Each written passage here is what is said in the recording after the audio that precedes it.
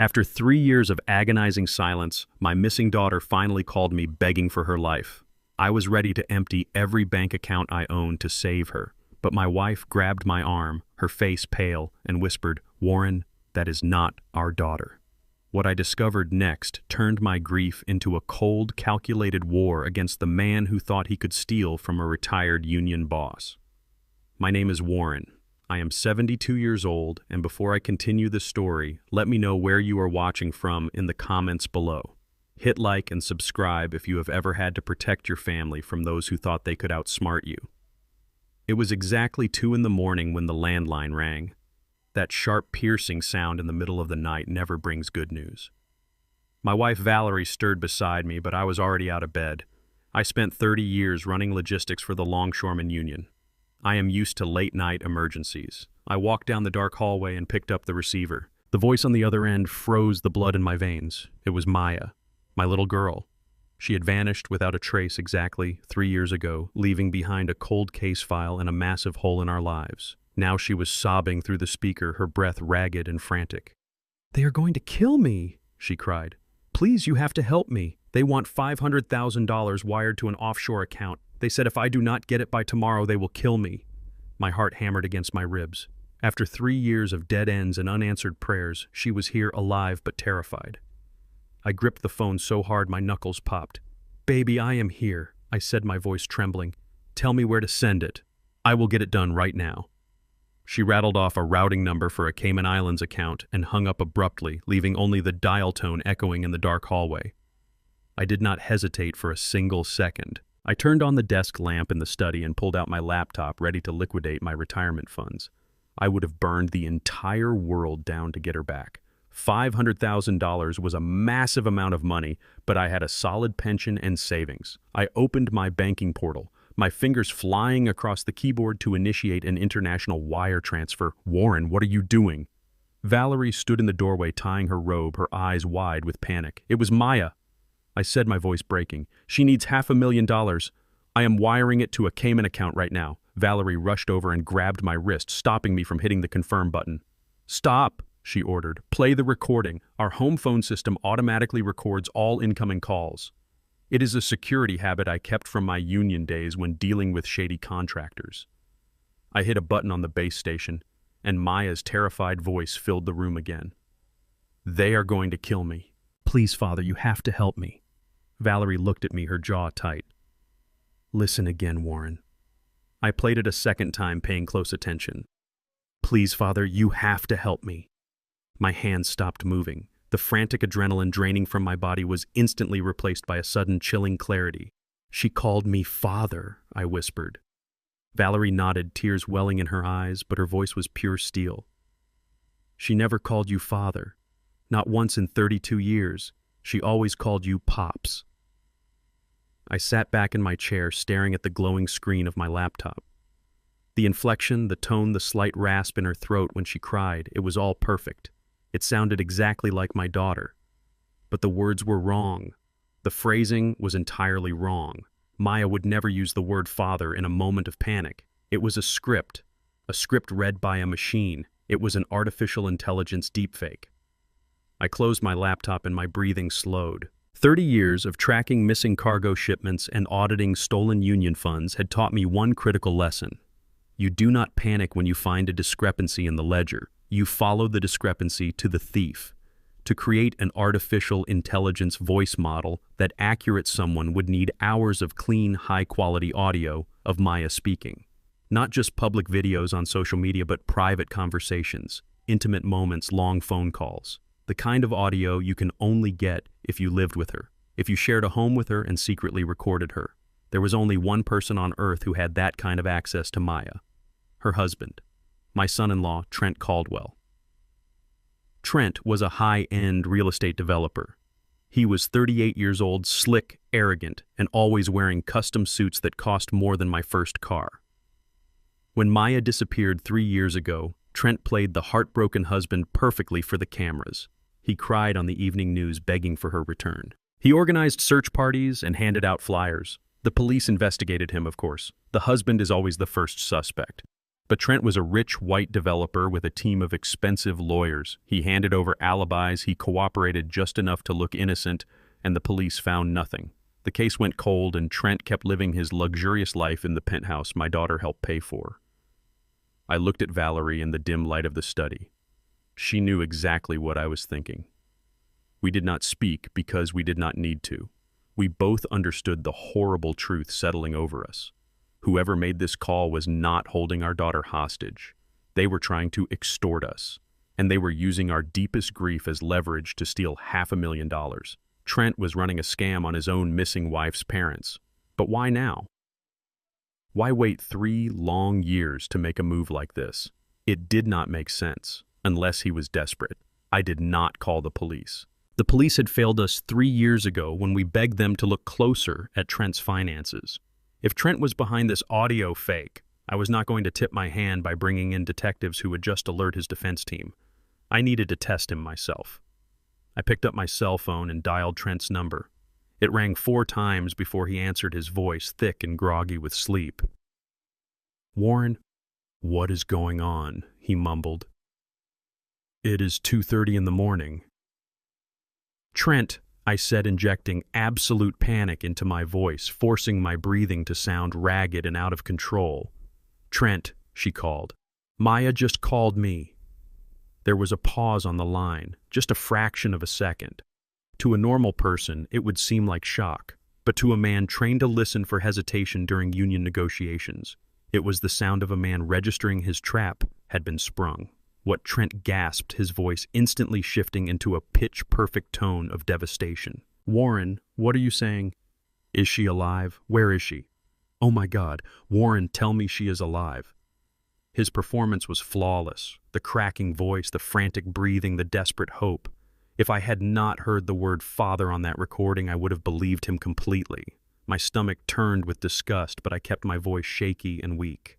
"I need to gather some money, Trent," I lied. "They want a ransom, $500,000.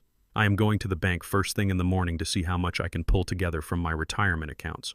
"Warren, do not do anything dangerous," he pleaded, sounding exactly like a terrified protective husband. "Let me help you.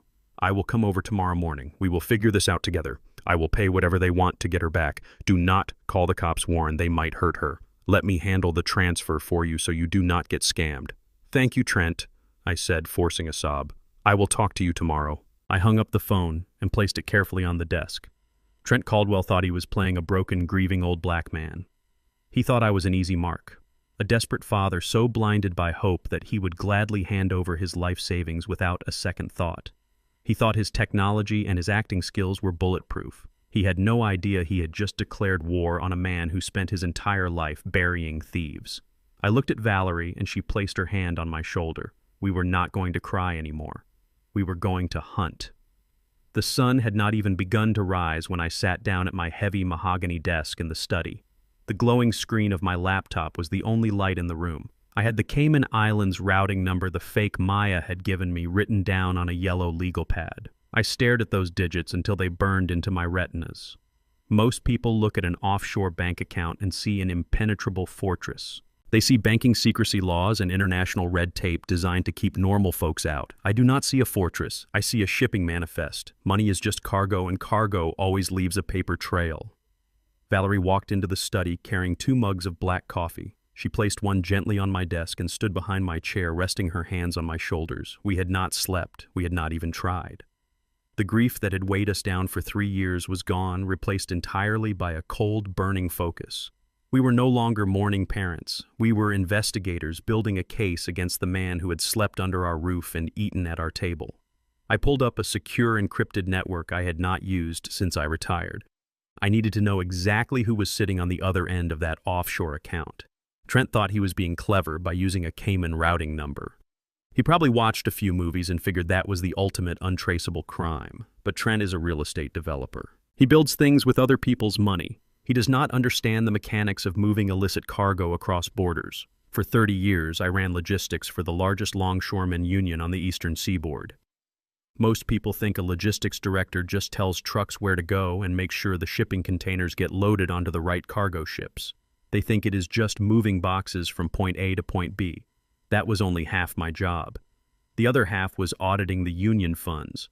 Where there are massive shipping ports, there is massive corruption. I spent 3 decades tracking stolen pension money, hunting down phantom shipments, and dismantling embezzlement schemes run by men much smarter and much more dangerous than my slick son-in-law. I know exactly how white-collar thieves hide their money.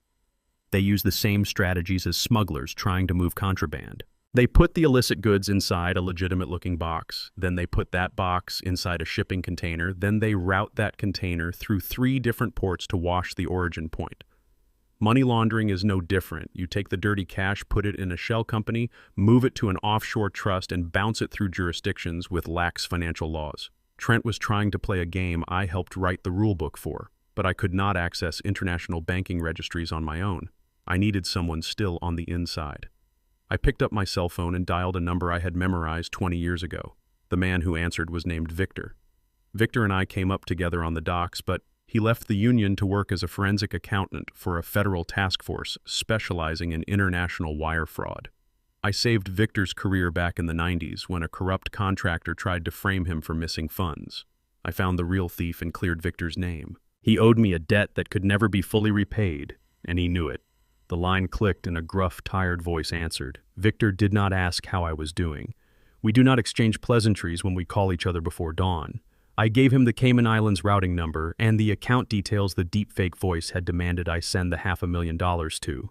I told him I needed the beneficiary owner and I needed it entirely off the books. No warrants, no official inquiries, nothing that would trigger an alert in the banking system. Victor simply said, "Give me 1 hour, Warren." I hung up the phone and drank my black coffee. The silence in the house was heavy. Valerie sat in the armchair across the room watching me with a fierce intensity. She knew the man she married. She knew I was going to tear Trent apart piece by piece. We did not cry for Maya this morning. Crying would not bring her back. Crying would not punish the man who used her memory to try and rob us blind. Exactly 58 minutes later, my encrypted email pinged. It was a message from Victor containing a single attached file. I opened it and began to read through the financial tracking data. As I suspected, the Cayman Islands account was not the final destination. It was just the first stop. A digital loading dock. According to the trace, Victor ran any funds wired into that Cayman account were programmed to be immediately swept into a corporate holding account in Cyprus. Cyprus is a classic middleman jurisdiction for washing money, but the trail did not stop there. From Cyprus, the money was funneled back across the ocean into a domestic limited liability company registered in the state of Delaware. Delaware is notorious for allowing anonymous corporate structures. Most amateur investigators would hit a brick wall at the Delaware registration. But Victor was not an amateur. He bypassed the corporate privacy shield and pulled the tax identification records for the Delaware entity. The company was named Apex Holdings. On paper, Apex Holdings was a consulting firm specializing in international property acquisitions. It had no employees, no website, and no actual clients. It was a ghost ship floating in a sea of corporate paperwork. I scrolled down to the bottom of the document to find the registered agent and the physical mailing address for Apex Holdings.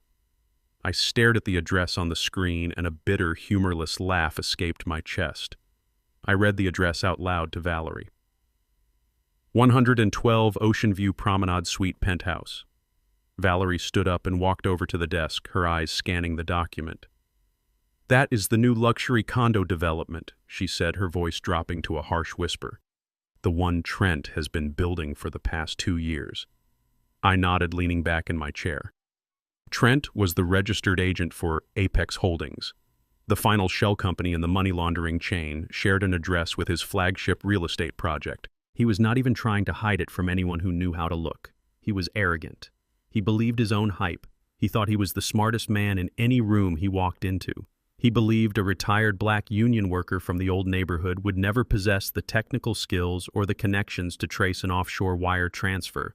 He expected me to panic, run to my bank, and blindly wire $500,000 out of sheer terror. He expected me to hand over the money he needed to fuel his lavish lifestyle. The realization hit me like a physical blow to the chest. Trent was extorting his own missing wife's parents. He was weaponizing our trauma to steal our retirement. But as the initial wave of rage washed over me, a colder, more calculating thought took its place. I stood up and paced the length of the study. Something about this entire setup was bothering me.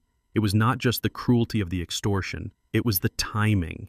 Why now, I asked, looking at Valerie. Why wait 3 years to do this? Valerie crossed her arms, holding her robe tight against the morning chill. What do you mean, Warren?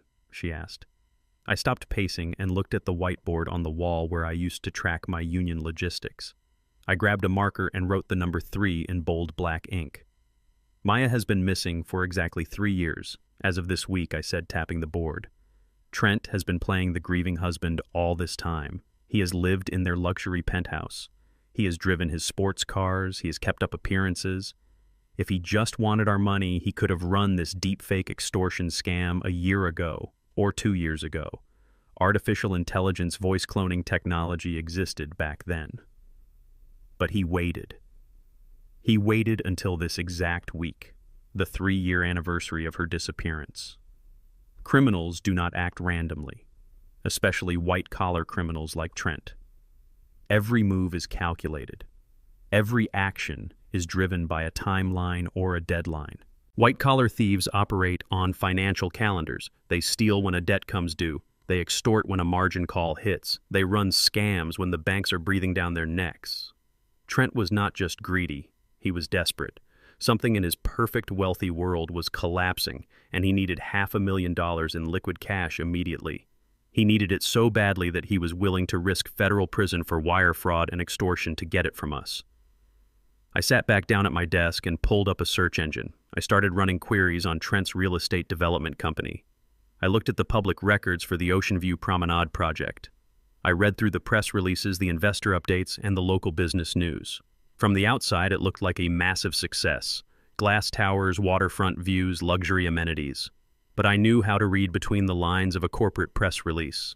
I knew how to spot delays, contractor disputes, and funding gaps. The project had been delayed 3 times in the last 18 months. The primary contractor had filed a lien against the property for unpaid invoices. Trent was bleeding money. He was projecting an image of total success while his foundation was rotting away. But a failing construction project was not enough to push a man to extort his in-laws using a simulated recording of his missing wife.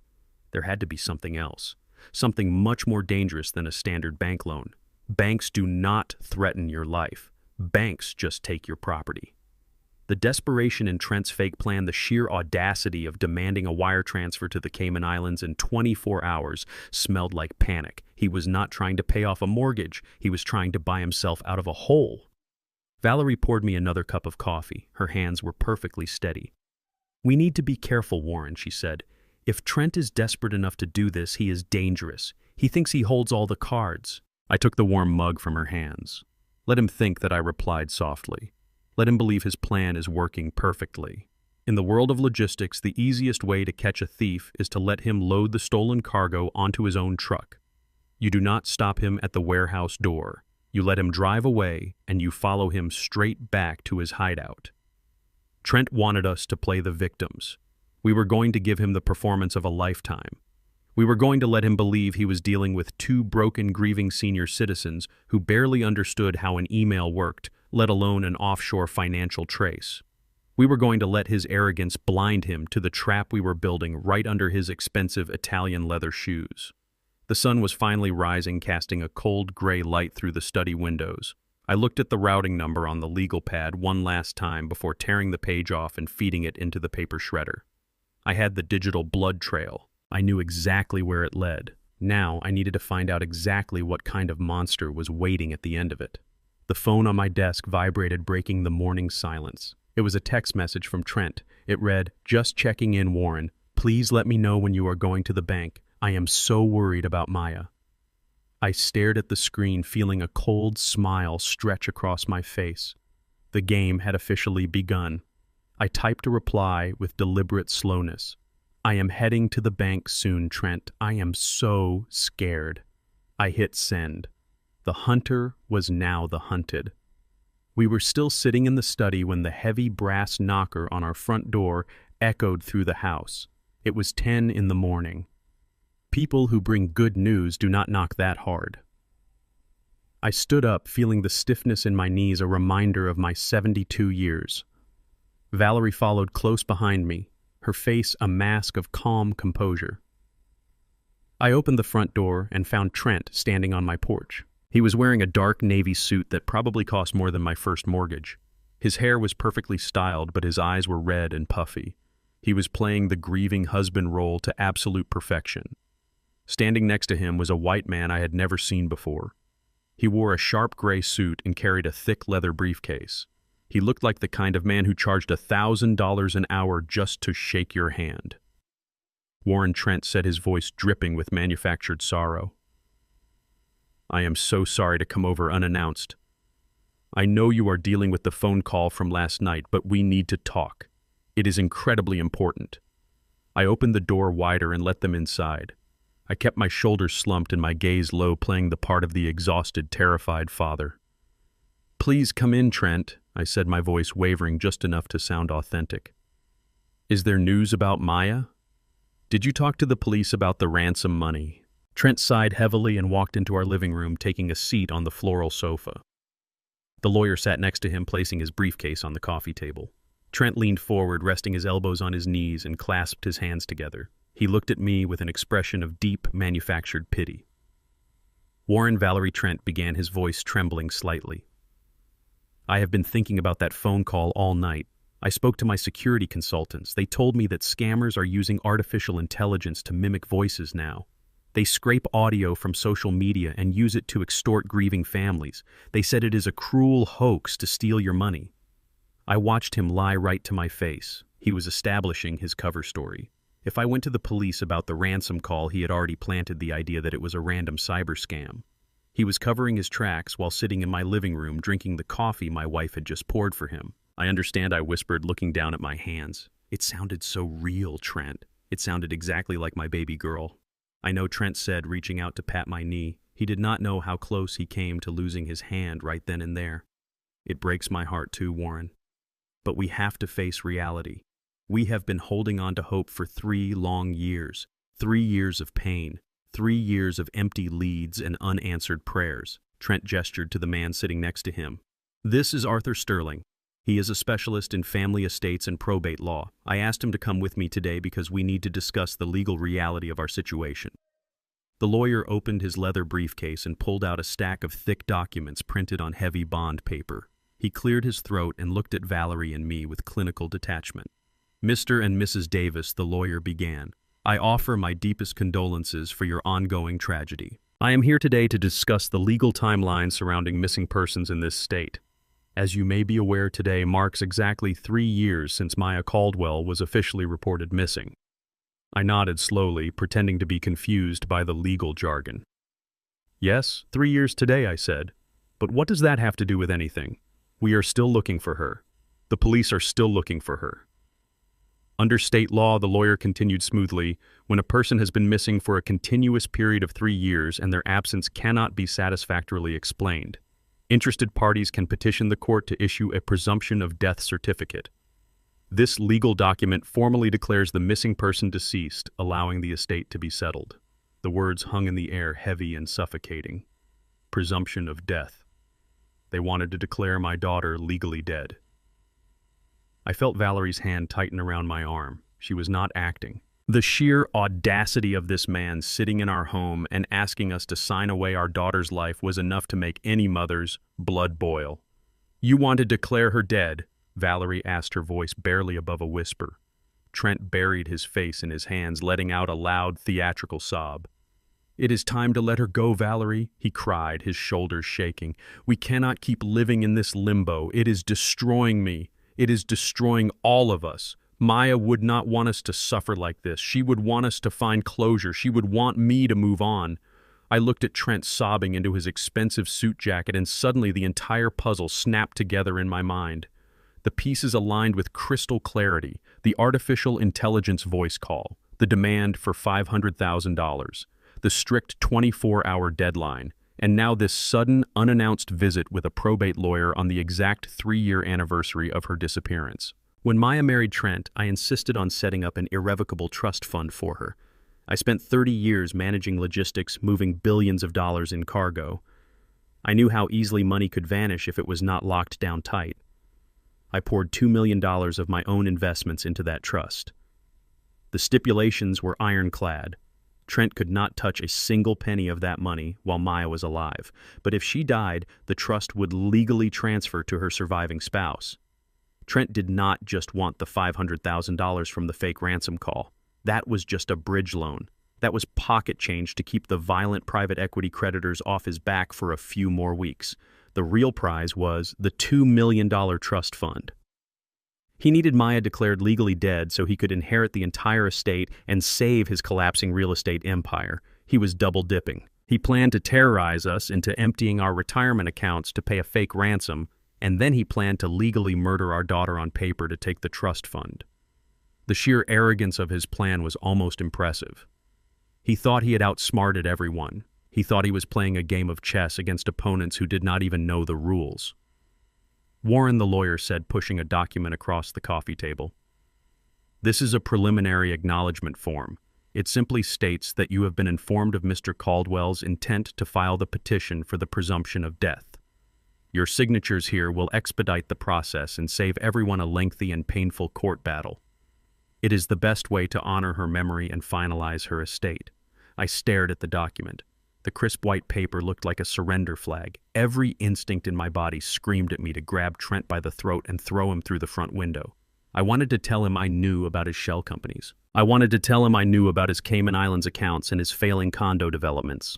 I wanted to watch the smug satisfaction drain from his face when he realized he was dealing with a man who audited union mobsters for a living. But you do not catch a rat by barking at it. You catch a rat by putting the cheese in the trap and waiting in the dark. I let my hands tremble as I reached for the pen.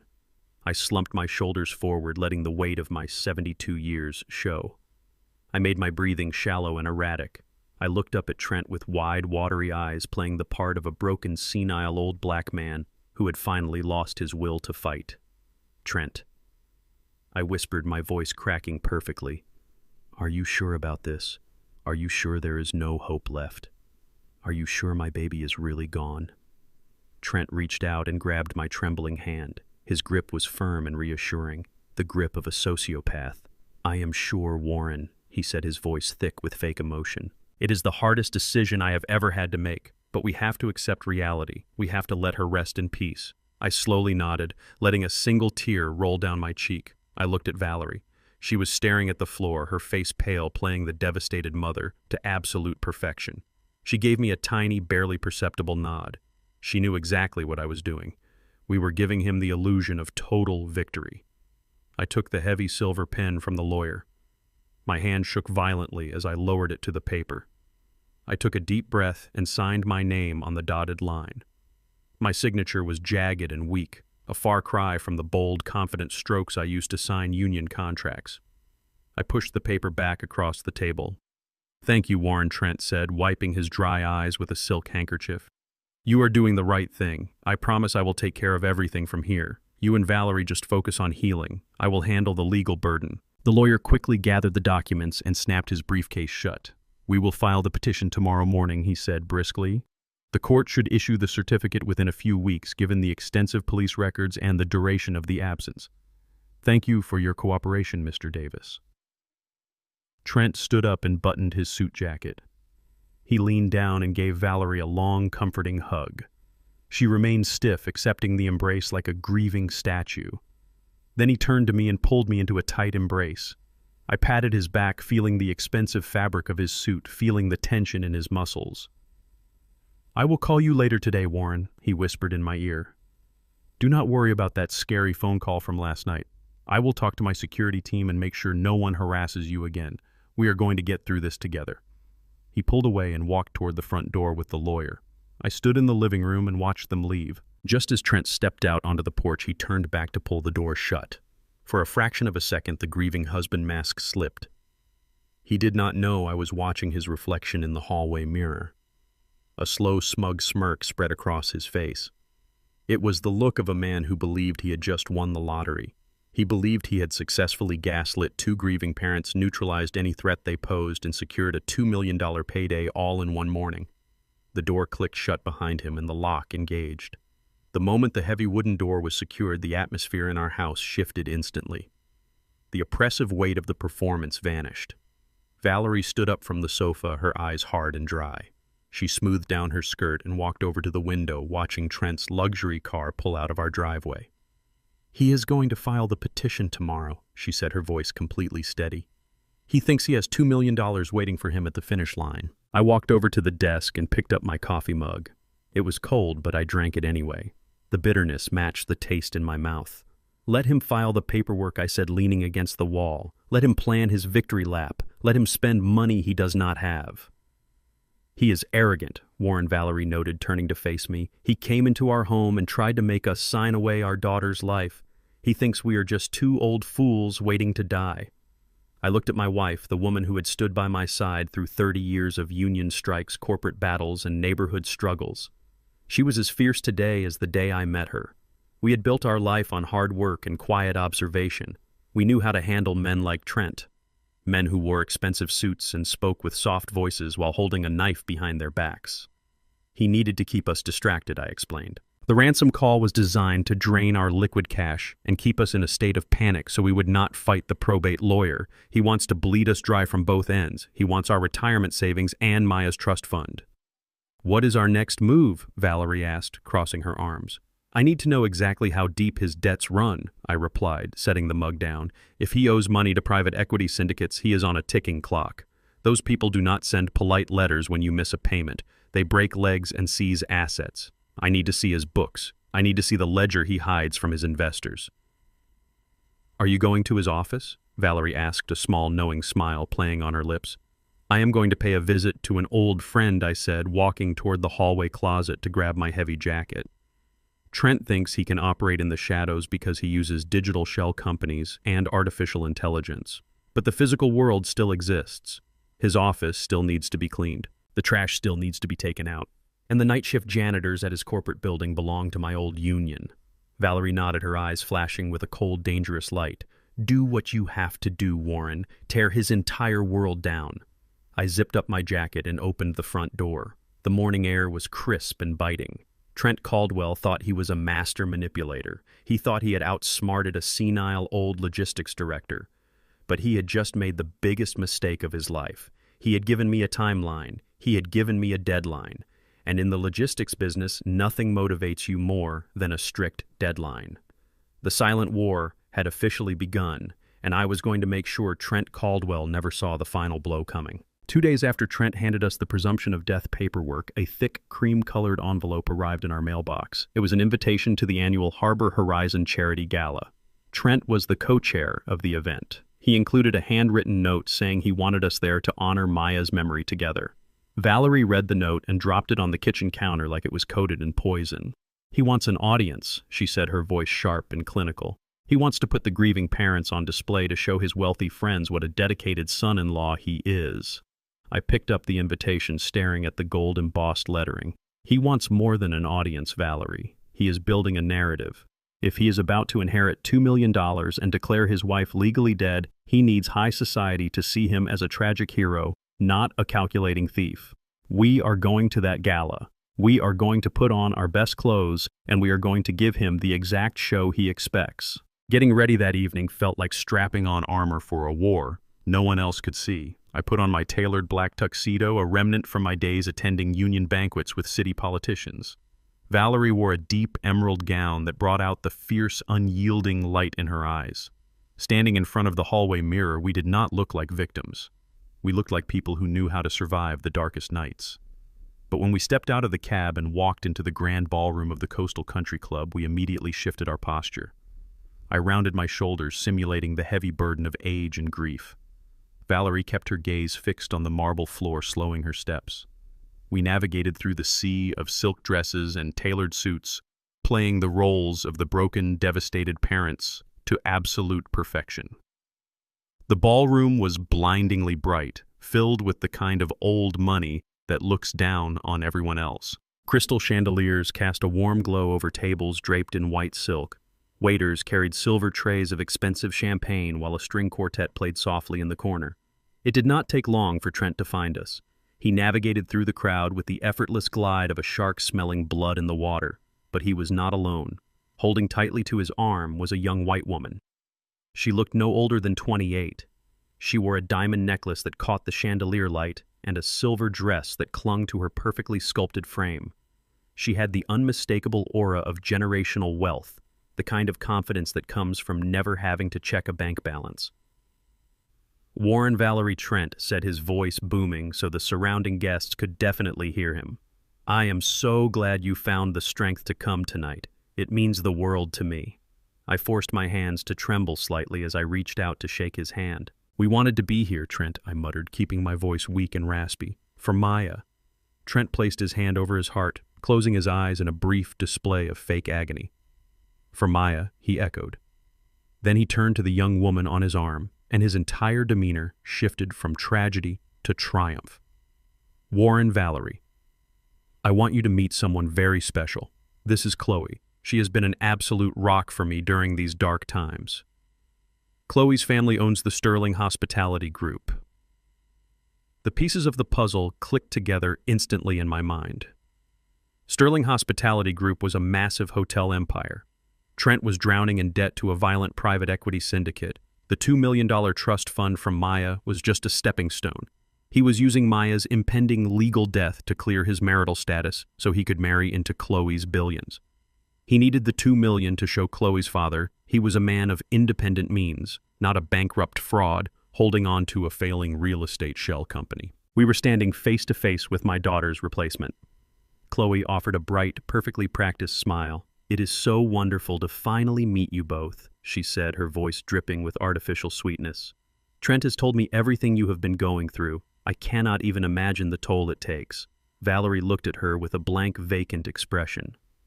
"We take it one day at a time," Valerie said softly. Chloe tilted her head, her smile shifting into a look of deep, condescending pity.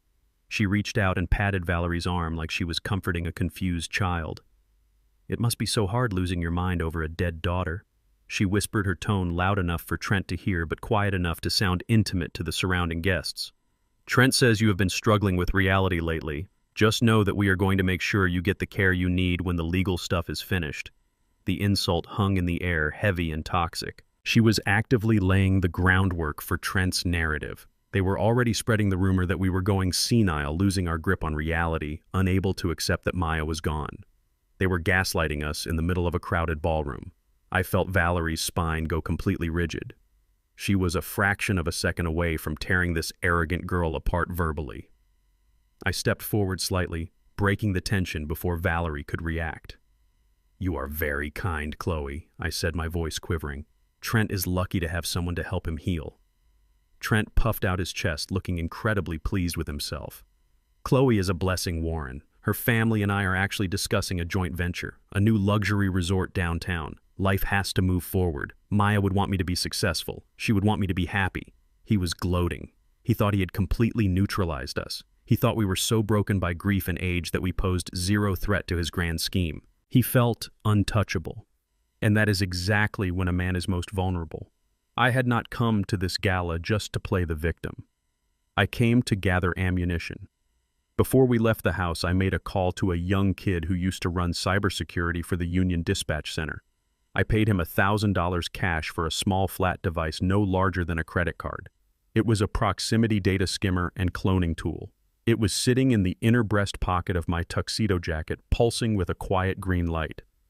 All it needed was to be pressed against a mobile phone for 5 uninterrupted seconds to copy the entire digital footprint. Call logs, GPS history, text messages, everything. I knew Trent kept his phone in the left inner pocket of his suit jacket. I had watched him reach for it 3 times since he walked over to us. He was right-handed, but he kept the phone on his left side for easy access. I needed 5 seconds. I needed physical contact. And I needed a distraction big enough to blind him to my movements.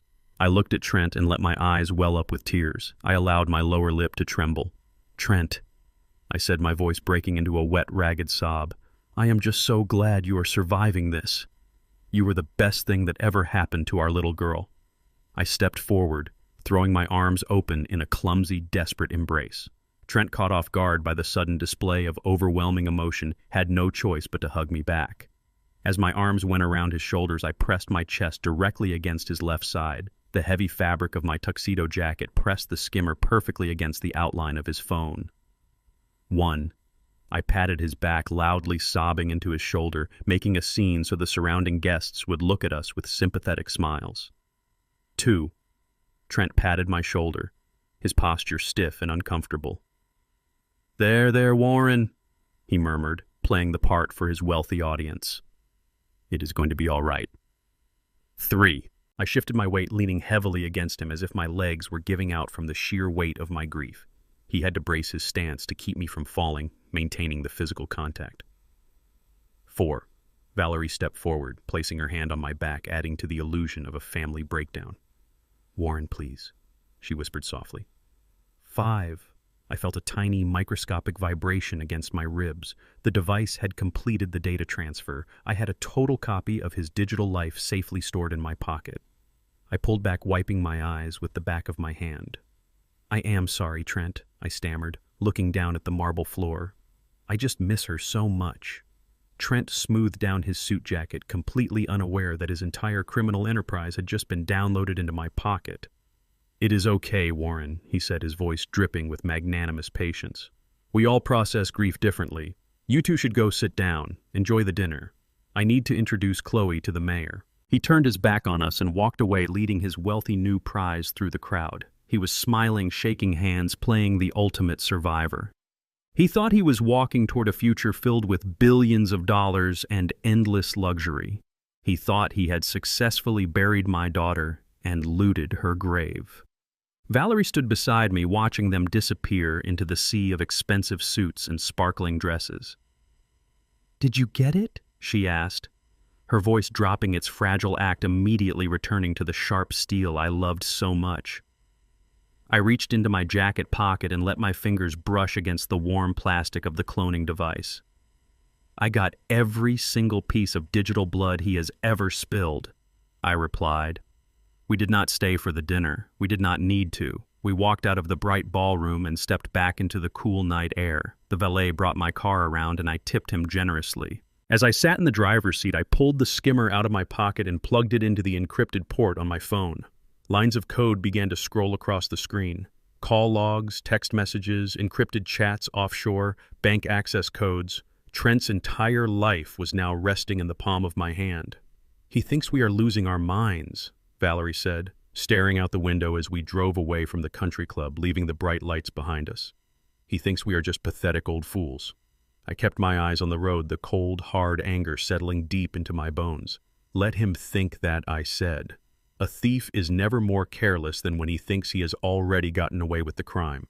He wants to play games with artificial intelligence and fake ransom calls. He wants to flaunt his new life while trying to declare our daughter dead. He is about to learn what happens when you try to con a man who spent his life tracking rats in the dark. The clock was ticking on his debt, and I was going to make sure the bomb exploded right in his face.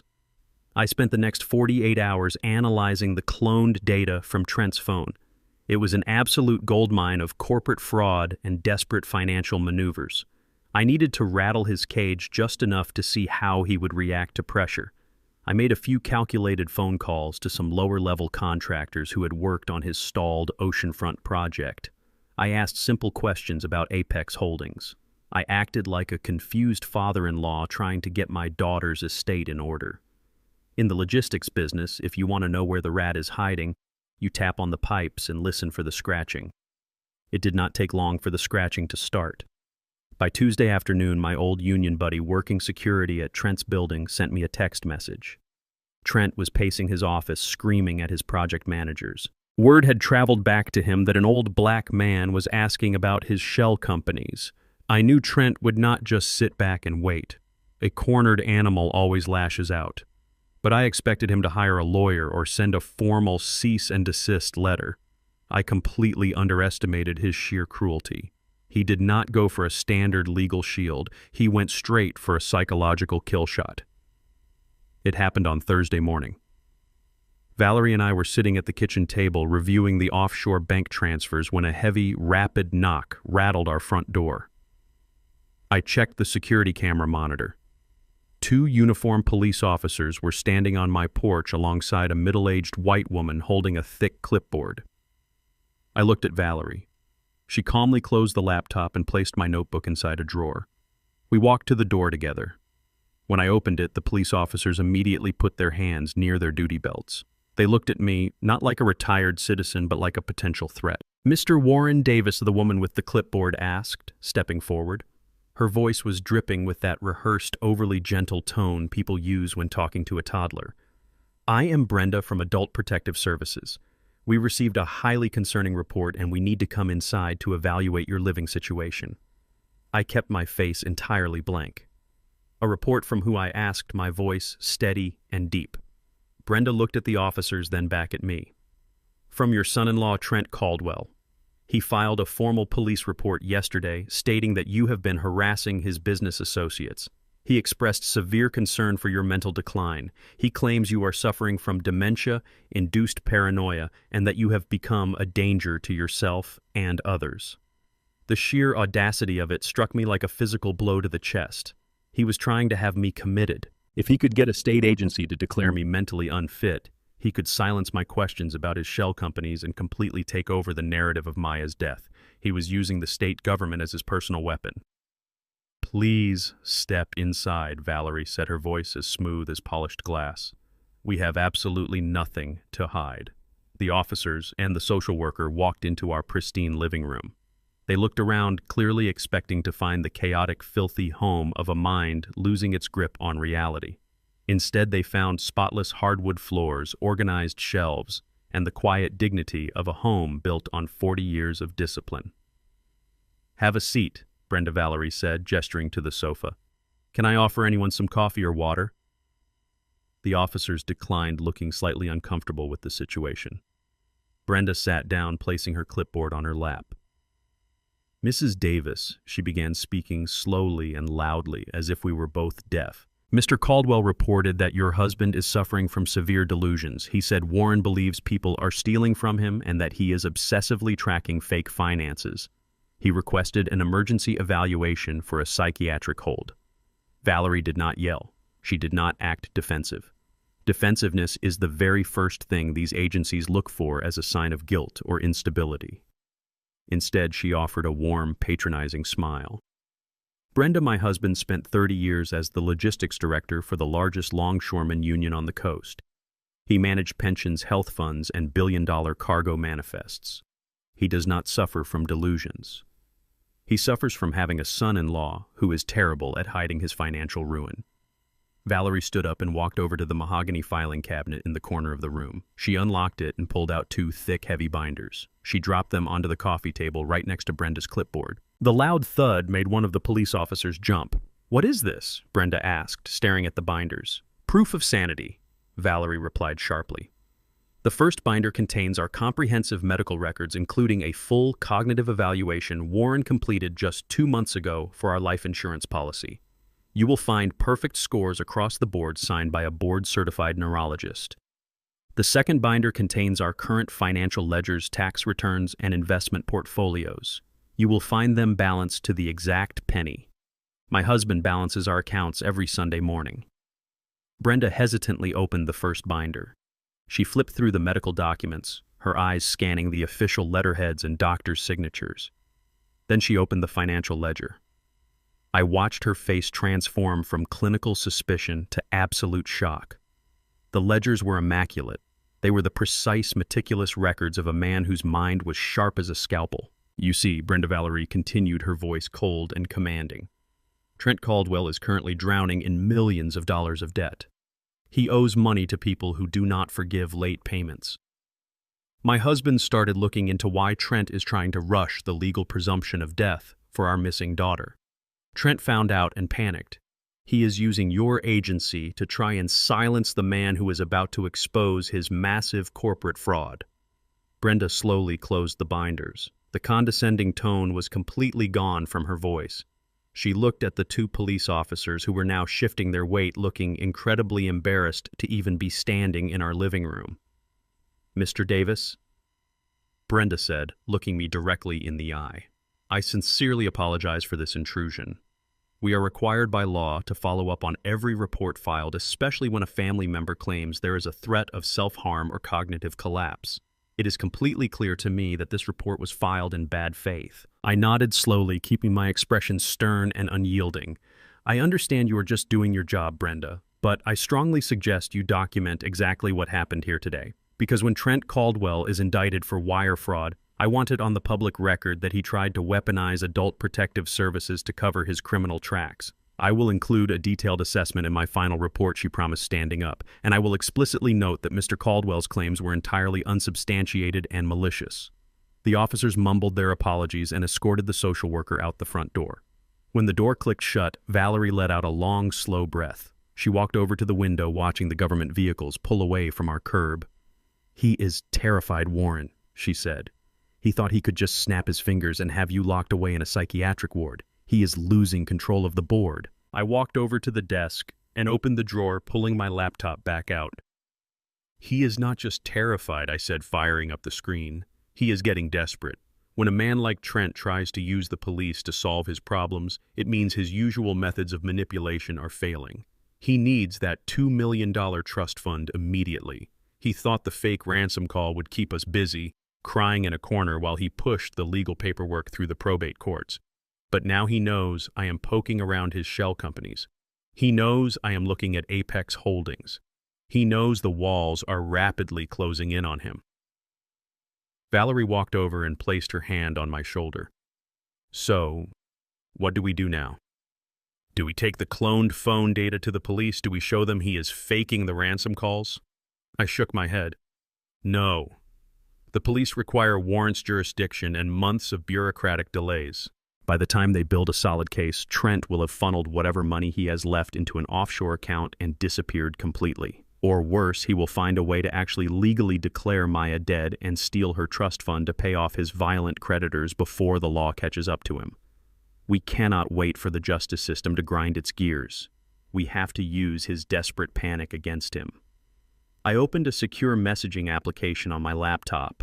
"Trent filed a false police report because he wants us to stop looking at his business," I explained to Valerie. "He wants us to go back to being the frightened, grieving parents who do not ask questions. So that is exactly what we are going to do. We are going to give him the false victory he so desperately wants. We are going to make him believe his intimidation tactic worked perfectly." How Valerie asked, her eyes narrowing with intense focus. "By taking the bait," I said, "he wanted us to panic over the fake ransom call. He wanted us to liquidate our retirement to save our daughter. So I'm going to call him right now. I am going to tell him the police visit terrified me. I am going to tell him my mind is slipping under the stress and I just want my baby back. I am going to tell him I got another message from the kidnappers and I am ready to pay the $500,000. Valerie smiled, a cold, brilliant smile that reached all the way to her eyes. "You are going to hand him the money. I am going to hand him a loaded bomb," I corrected her. "He needs that $500,000 to hold off his private equity creditors. He will offer to handle the wire transfer for me to keep me safe from scammers. He will think he has outsmarted the old man. But the moment he touches that money, he will be stepping directly into a financial trap he can never escape from." I picked up my phone and dialed Trent's number. It was time to play the broken, terrified old man one more time. I picked up my cell phone and stared at the screen. Valerie stood beside me, her arms crossed, watching me transition from a retired logistics director back into the frightened, helpless old man Trent expected to hear. I needed to sound completely defeated. The visit from Adult Protective Services had to seem like the final straw that broke my spirit. I took a deep breath, letting my chest shudder, and dialed Trent's number. He answered quickly, his voice carrying that familiar fake warmth. "Warren," he said, sounding perfectly pleasant. "I hope you and Valerie are having a peaceful morning." I forced a ragged gasp into the receiver. "Trent, I need your help," I stammered, my voice shaking violently. They called again, Trent. The kidnappers called again. I heard a sharp intake of breath on the line as his greedy mind raced. "Warren, slow down," he said, injecting a thick layer of manufactured panic into his tone. "What do you mean they called again? Did they "Let you speak to Maya?" "No." I lied, sobbing directly into the microphone. It was just a recorded voice. "They said the police visit to my house earlier today means I am not taking this seriously. They said I have exactly 24 hours to wire the $500,000 or they will send me pieces of my little girl. Trent, I can't lose her. I just can't lose her. I am going to the bank right now. I am cashing out my entire retirement portfolio. I will pay them whatever they want." I heard Trent exhale heavily, a sound designed to convey deep emotional distress, but underneath that breath I heard the distinct sound of a predator smelling blood. "Warren, you can't go to the bank alone in this state," he said, his voice shifting into a commanding yet comforting register. "If you walk in there panicked and ask to wire $500,000 offshore, the bank manager will freeze your accounts immediately. They will think you are a victim of elder fraud. You will never get the money out in time to save her." He was absolutely right, of course, and he was using that truth to control me. What do I do? "Trent," I cried, making myself sound completely helpless. "Please tell me what to do. I just want my baby back." "Stay right there, Warren," he ordered. "Don't leave the house. I am coming over right now to help you handle this. We are going to get Maya back. I promise you." I hung up the phone and placed it gently on the desk. I looked at Valerie and dropped the entire performance. My face hardened back into stone. "He is on his way," I told her. "The rat is coming for the cheese." Trent arrived less than 20 minutes later, practically running up the walkway with a mask of deep concern. When I opened the door, he immediately pulled me into a tight embrace. I kept my posture weak and slumped, letting him believe I was physically collapsing under the tremendous weight of the stress. Valerie sat on the living room sofa, dabbing her dry eyes with a tissue. Trent rushed over to her and knelt by her side, taking her hands in his. "We are going to fix this, Valerie," he whispered. "I am not going to let them hurt her." I sat heavily in my armchair. Trent paced the floor, acting like a man devising a tactical rescue plan. "Warren, we need to be smart about this," he said, stopping in front of me. "If you send the money directly from your local bank account to a Cayman Islands routing number, the federal authorities will flag it immediately. They will freeze the transaction for 72 hours pending an investigation. If that happens, the kidnappers will think we are playing games with them and they will kill Maya." I looked up at him with wide, terrified eyes. "Then how do we pay them, Trent? How do we save her?" Trent knelt in front of me, again placing his hands firmly on my knees. "I have corporate accounts, Warren. Real estate holding accounts designed for massive international transfers. I move millions of dollars offshore every month to buy construction materials. The banks don't flag my transactions because it is standard business protocol. You need to transfer your retirement funds to my domestic holding company. Once the money clears in my account, I will immediately wire the $500,000 to the kidnappers using my encrypted corporate channels. It is the only way to bypass the federal security flags and get the money to them before the deadline." His lie was so smooth and perfectly constructed. He was using a very real banking regulation to frighten me into handing him the money directly. He wanted my money in his account to immediately pay off his violent creditors. He had no intention of sending anything to the Cayman Islands. He was the Cayman Islands. I pretended to hesitate, looking nervously at Valerie. "Trent," I stammered, "that is my entire life savings. If something goes wrong, Valerie and I will have nothing left." Trent squeezed my knees, his eyes wide and sincere. "Warren," he pleaded softly, "this is Maya's life we are talking about. Money doesn't matter right now. I would drain my own accounts if I could, but my cash is completely tied up in the new condo development. You are her only hope. Please trust me. Let me protect our family." I let out a long, defeated sigh. I nodded my head slowly, surrendering to his logic. "Okay, Trent," I whispered. "Okay. Tell me where to send the money." I saw the flash of pure, unadulterated greed cross his face. He quickly reached into his suit jacket and pulled out a small notepad. He wrote down the domestic routing number for a Delaware-based limited liability company. I already knew the company. It was Apex Holdings, the exact same shell company I had traced using my old union contacts just a few days ago. He handed me the piece of paper like it was a life preserver. "Go to your bank right now, Warren," he instructed. "Tell them you are making a domestic real estate investment. Don't mention kidnapping, don't mention offshore accounts, just authorize the domestic transfer to this entity and let me handle the rest." I took the paper with trembling hands. "Thank you, Trent," I said. "I don't know what we would do without you." He smiled a warm, comforting smile that made me want to break his jaw. "We are family, Warren. I will always protect you." As soon as Trent left the house, I dropped the trembling act and walked straight to my desk. I didn't go to my local bank branch. I didn't need to. I had already made a call to my forensic accountant friend Victor earlier that morning. I told Victor exactly what Trent was planning to do, and Victor helped me set up a highly specialized digital snare. Once money leaves your account, a thief has complete control to launder it before you can claw it back. I needed Trent to think he had the money without actually giving him the ability to spend it. Victor provided the solution. We created a heavily monitored, restricted escrow account that was digitally masked to look exactly like a standard domestic wire transfer.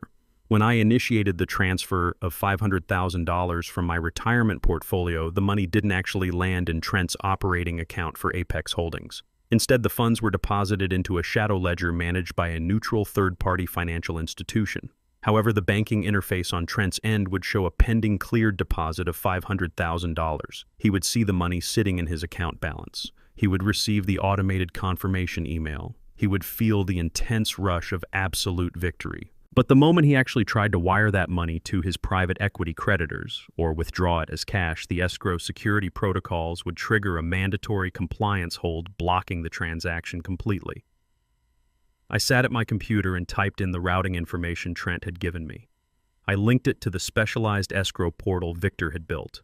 Valerie stood behind me, watching the screen intently. "Are you sure this is going to work?" she asked, her voice quiet and focused. "I am absolutely sure," I replied, hitting the final execution key on the keyboard with a heavy, satisfying strike. A green confirmation box appeared on the screen indicating the transfer had been successfully initiated. He thinks he just robbed a helpless old man. He is going to log into his banking app, see the $500,000 sitting in his ledger, and think his financial problems are completely solved. He's going to think he bought himself enough time to push through the presumption of death paperwork and steal Maya's trust fund. I picked up my phone and sent a short text message to Trent.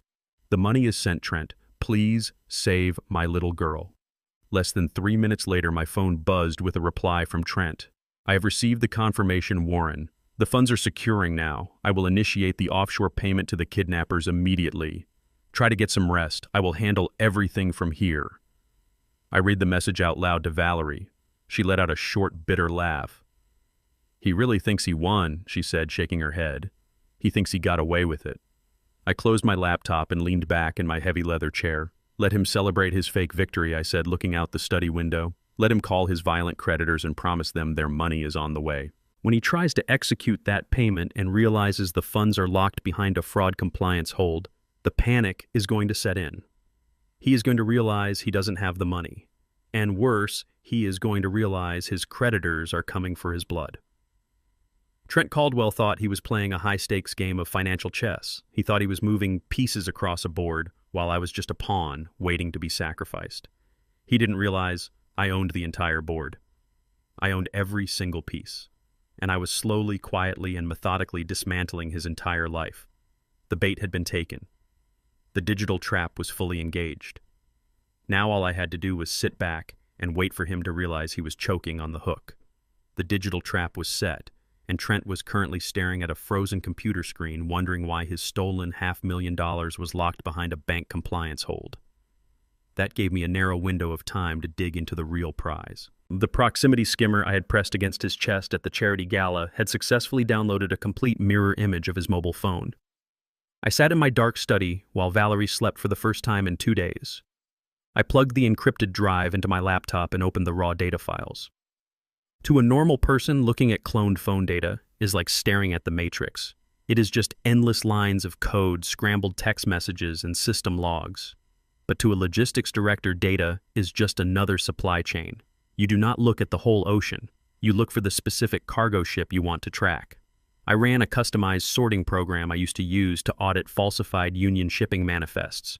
I bypassed his recent text messages and current phone calls. I did not care who he was talking to today. I wanted to know who he was and what he was doing exactly 3 years ago. I set the search parameters to isolate the metadata from the exact week Maya vanished. When my daughter disappeared, Trent handed his phone over to the police detectives. He told them he was at a real estate conference in the city the entire night.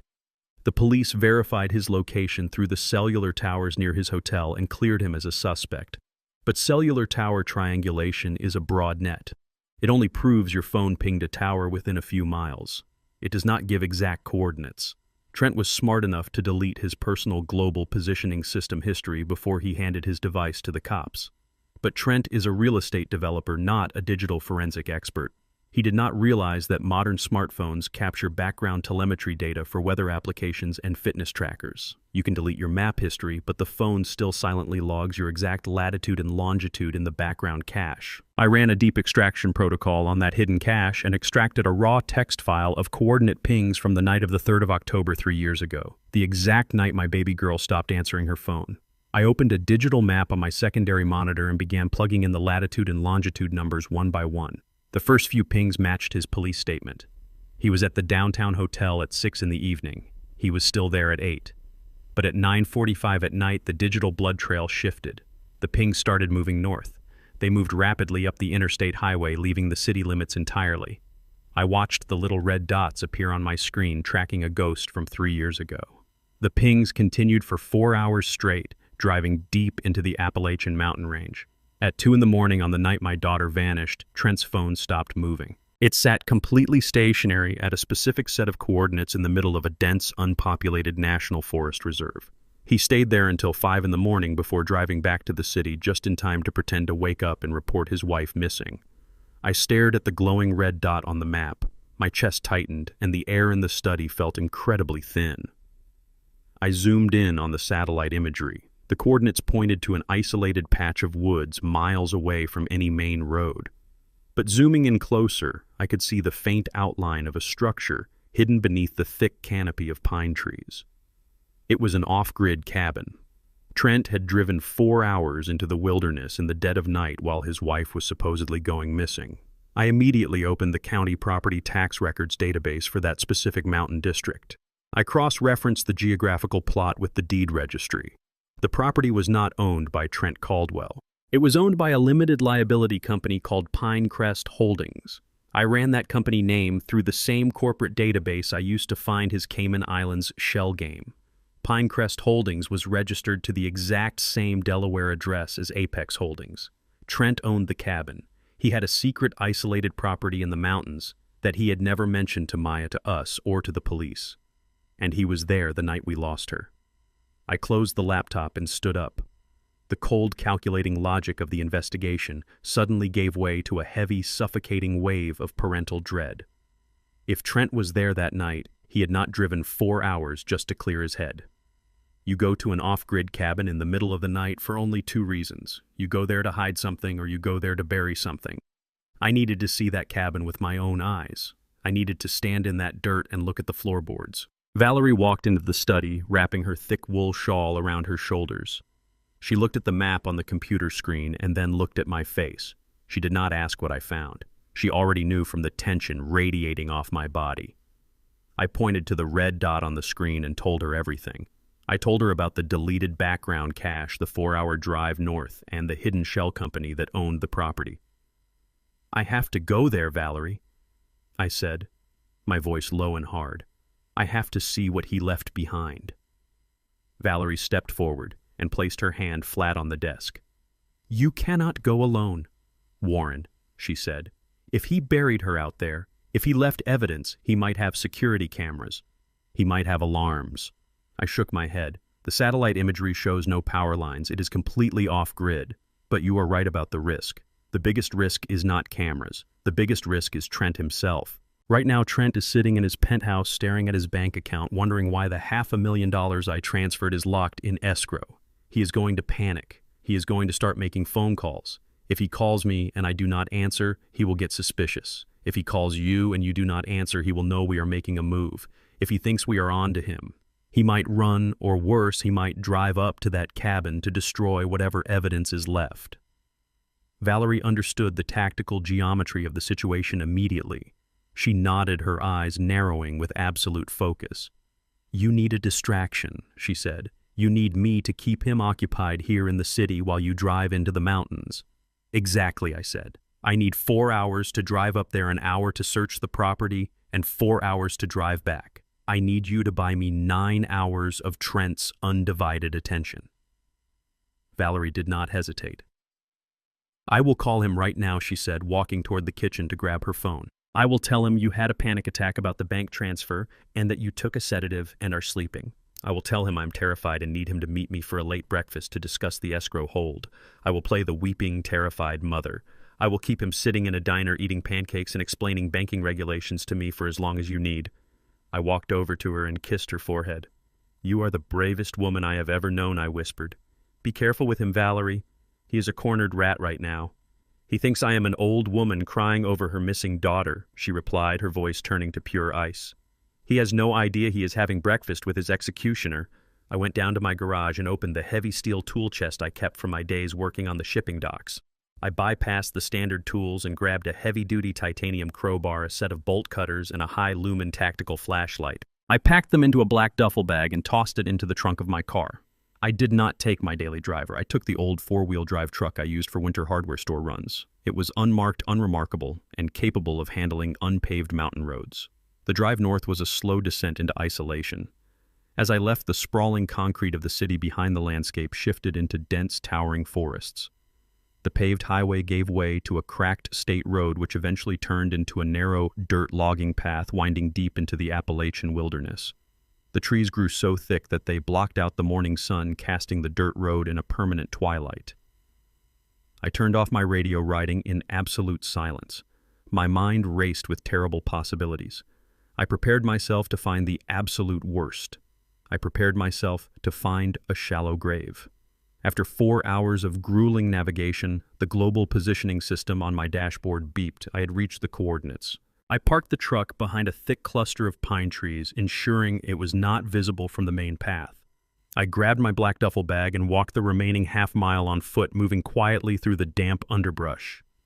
The cabin emerged from the fog like a rotten tooth. It was a single-story wooden structure with a rusted tin roof and heavy wooden shutters nailed shut over the windows. There was no driveway, no mailbox, and no signs of recent life. It looked entirely abandoned, but the heavy brass padlock securing the front door was brand new and completely free of rust. Trent had been here recently. I approached the front porch, my boots stepping lightly on the decaying wood. The silence of the forest was absolute. I pulled the heavy titanium crowbar from my bag and wedged the split end directly into the latch mechanism holding the padlock. I did not care about making noise anymore. I leaned my entire body weight into the steel bar, gripping it with hands that had spent decades pulling cargo levers.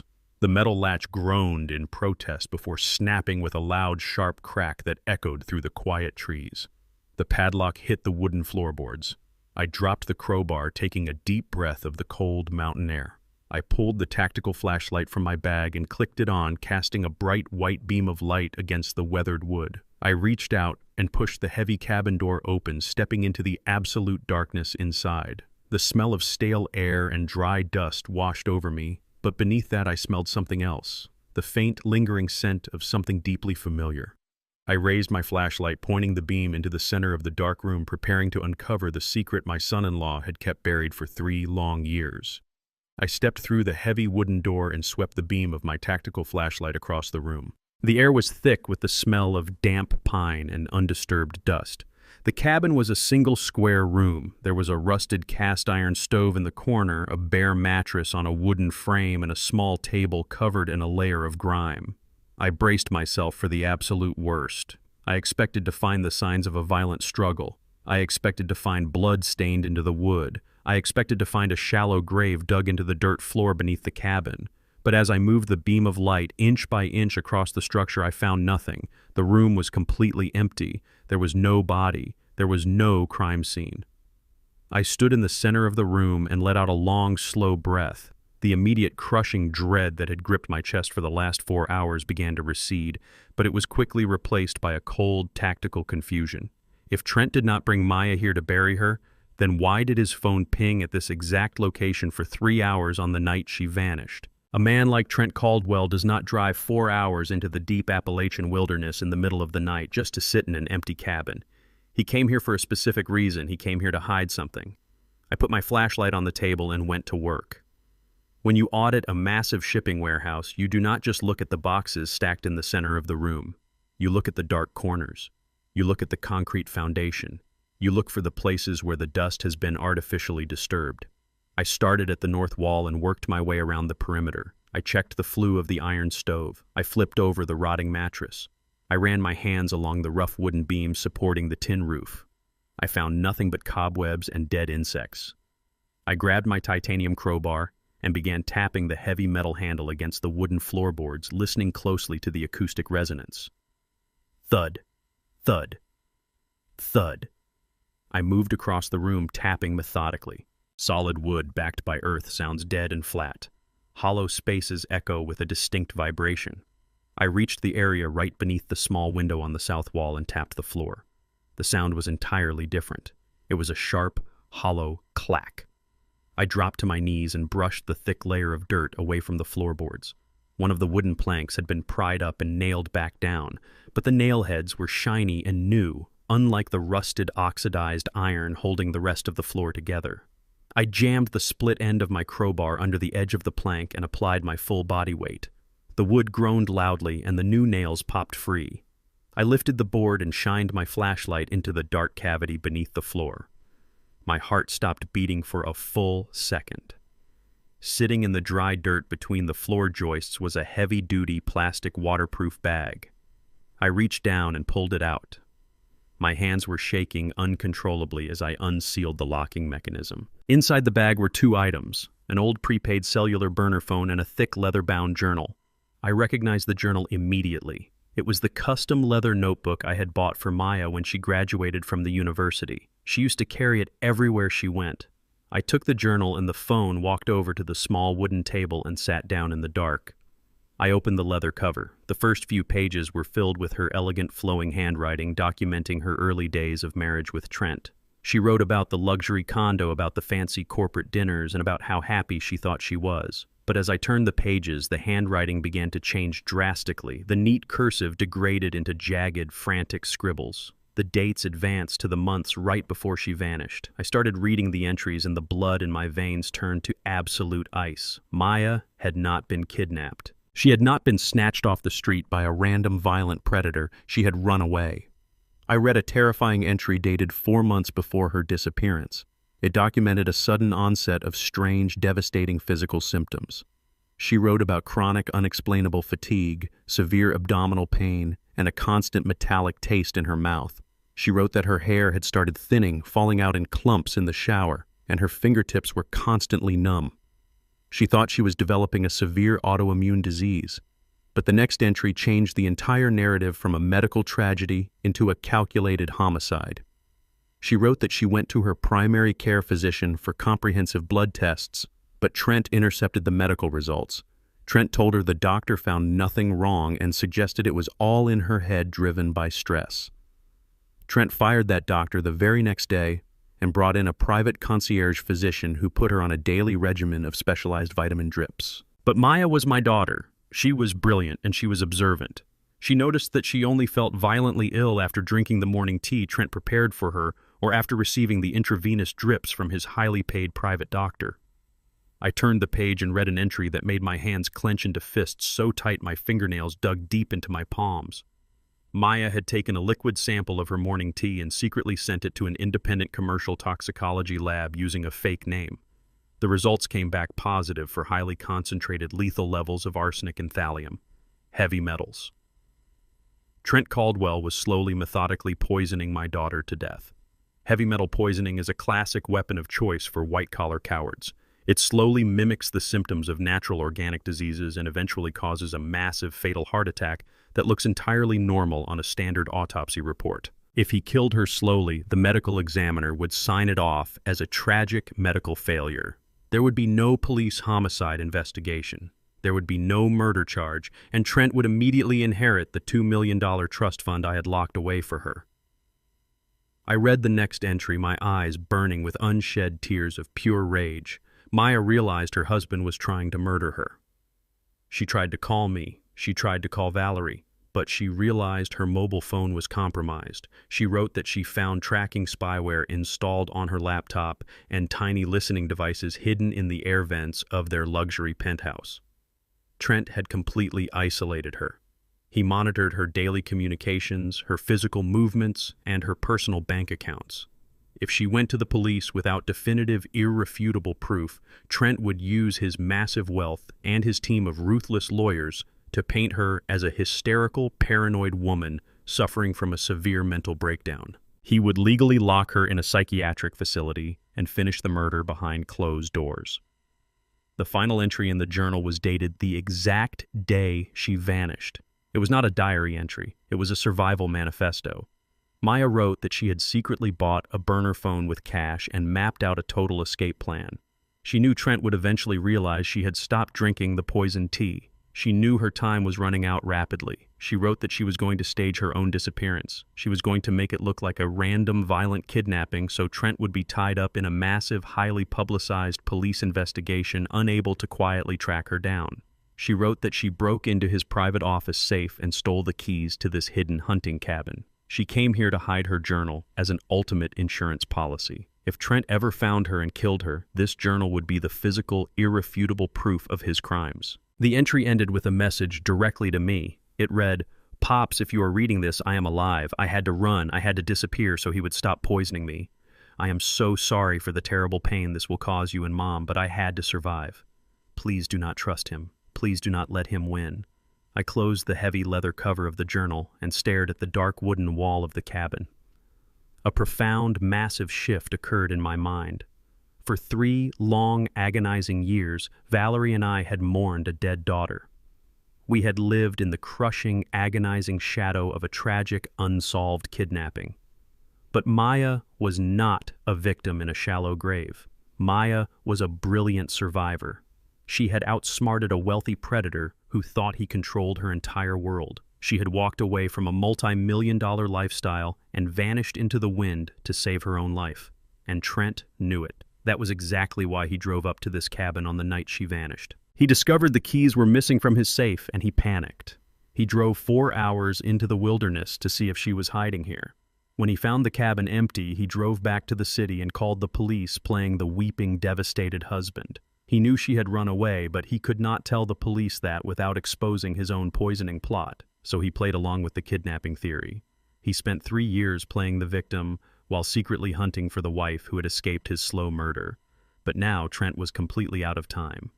His real estate empire was collapsing, and he owed $2.5 million to a violent private equity syndicate. He could not wait for Maya to resurface anymore. He could not keep hunting her in the shadows. He needed her trust fund immediately to save his own life. That was why he generated the artificial intelligence voice call. He wanted to extort $500,000 from me to pay off his immediate threatening debts, and then he wanted to use the state law to declare Maya legally dead so he could inherit the rest. He was trying to legally murder the woman who had already escaped him. He was trying to finish the job on paper. I picked up the plastic bag and placed the journal safely inside my duffel bag. I picked up the prepaid burner phone. It was completely dead, covered in 3 years of dust. I slipped it into my jacket pocket. My daughter was out there. She was alive, hiding in the shadows, terrified of the man who was currently sitting in a city diner with my wife. Trent Caldwell thought he was running a brilliant legal scam. He thought he was closing the books on his missing wife. But he had no idea that he had just handed a retired union logistics director the exact cargo manifest needed to destroy him entirely. I stood up and walked out of the cabin, leaving the door wide open. I did not care if Trent came back and found the floorboards ripped up. I wanted him to know the ghost was out of the box. I walked back to my truck, moving with a speed and a fierce purpose I had not felt in decades. I had a daughter to find and a son-in-law to bury. The drive back down the mountain was a masterclass in tactical discipline. My hands gripped the steering wheel of the old truck with a strength I thought I had lost a decade ago.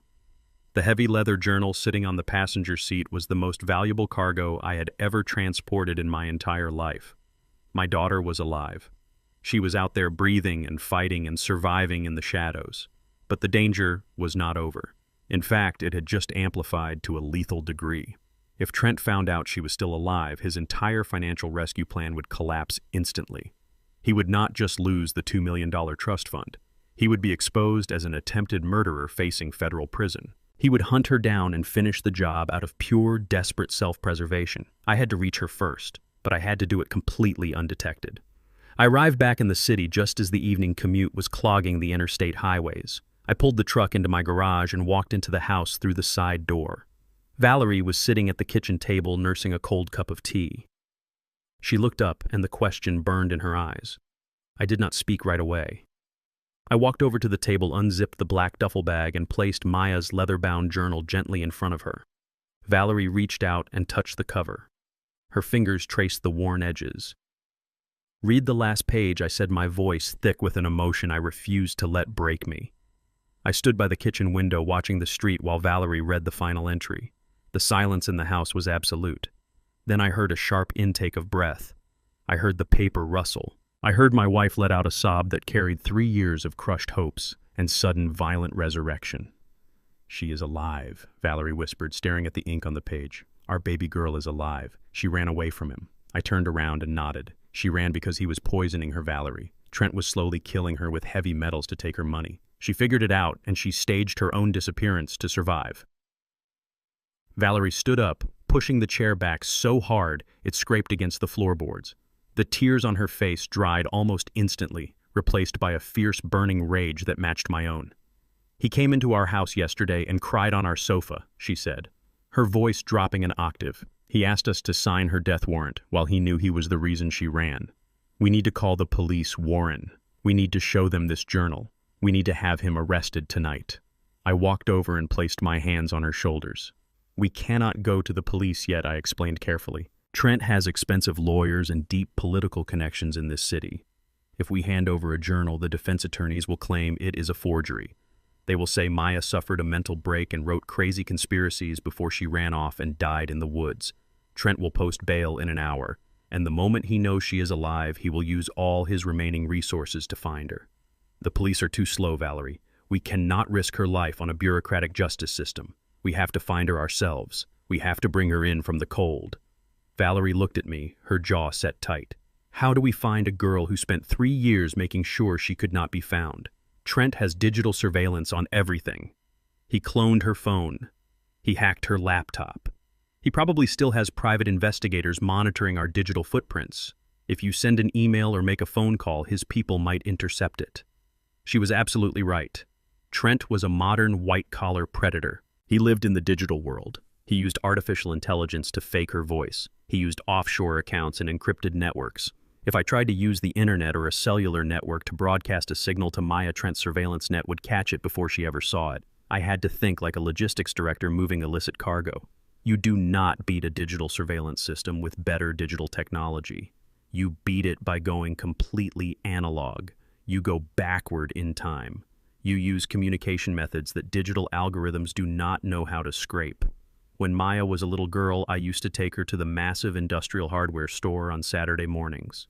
I would be looking at lumber and power tools, and she would get bored and wander off. She loved to hide behind the towering racks of supplies. I would panic for a second, but then I realized she always hid in the exact same place. Aisle 4, the heavy wrench and pipe-fitting aisle. Whenever I needed to find her, I would not shout her name. I would just walk to the front of the store and announce loudly that Pops needs his wrench back. She would always pop her head out from behind the steel shelves, giggling.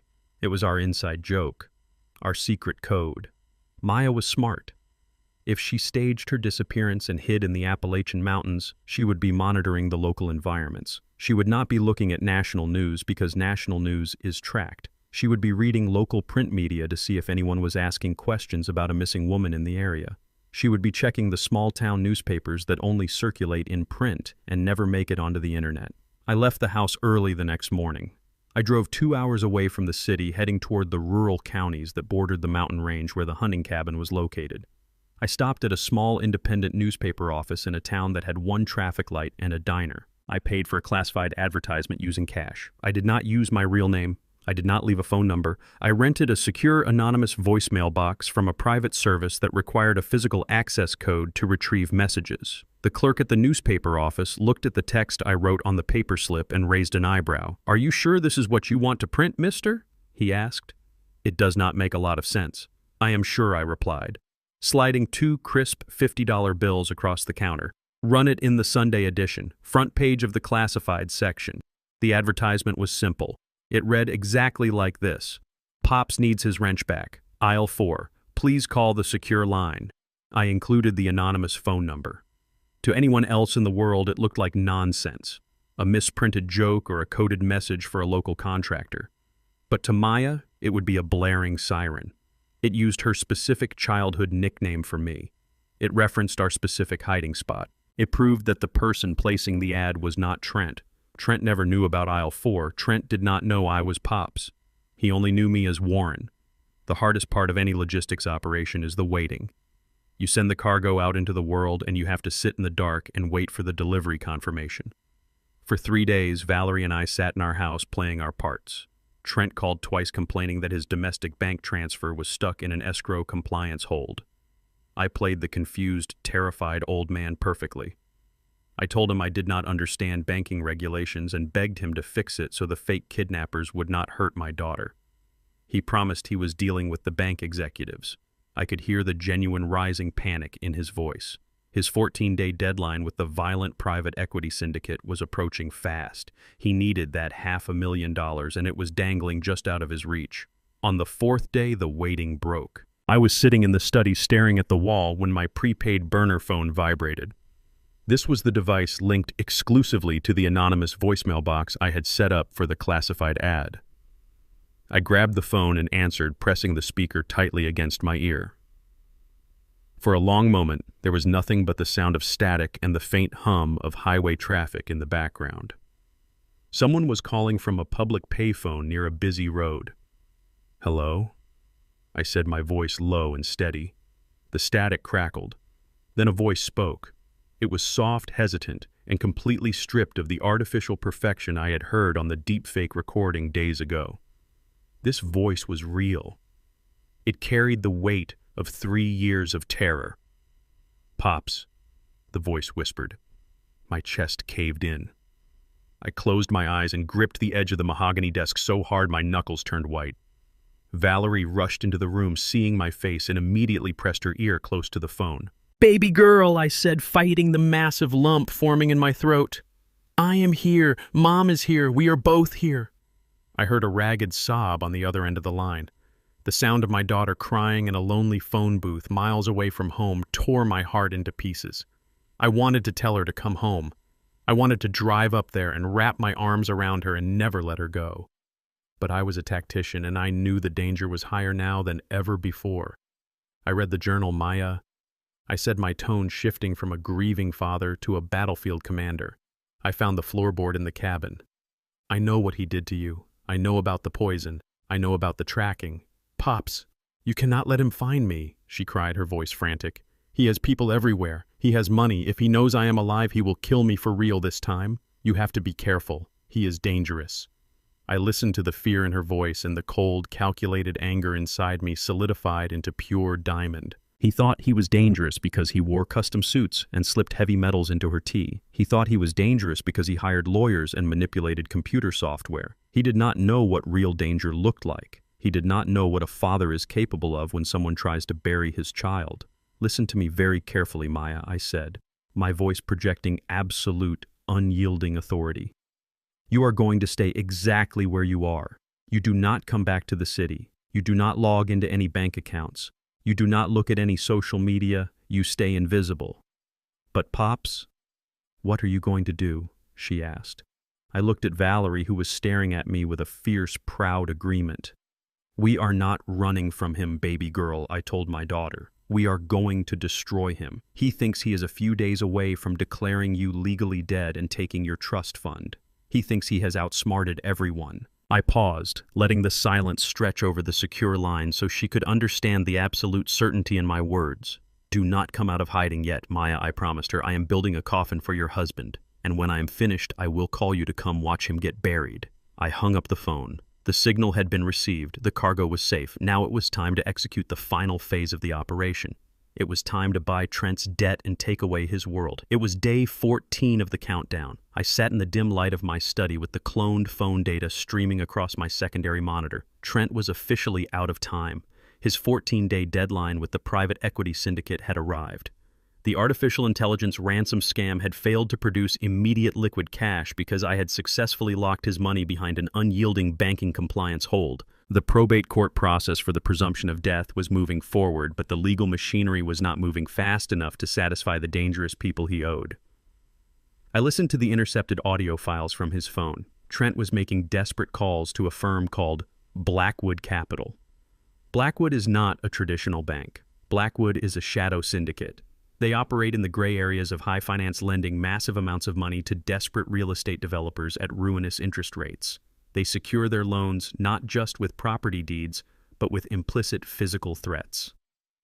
I put on my headphones and listened to Trent begging a man named Silas. Trent was practically weeping on the recorded call.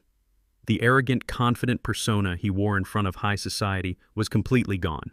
He told Silas that his father-in-law was a technologically illiterate old man who had messed up a simple wire transfer, causing a temporary bank freeze. He told Silas that he just needed one more week of breathing room. He promised the syndicate that his missing wife was mere days away from being declared legally dead by a probate judge.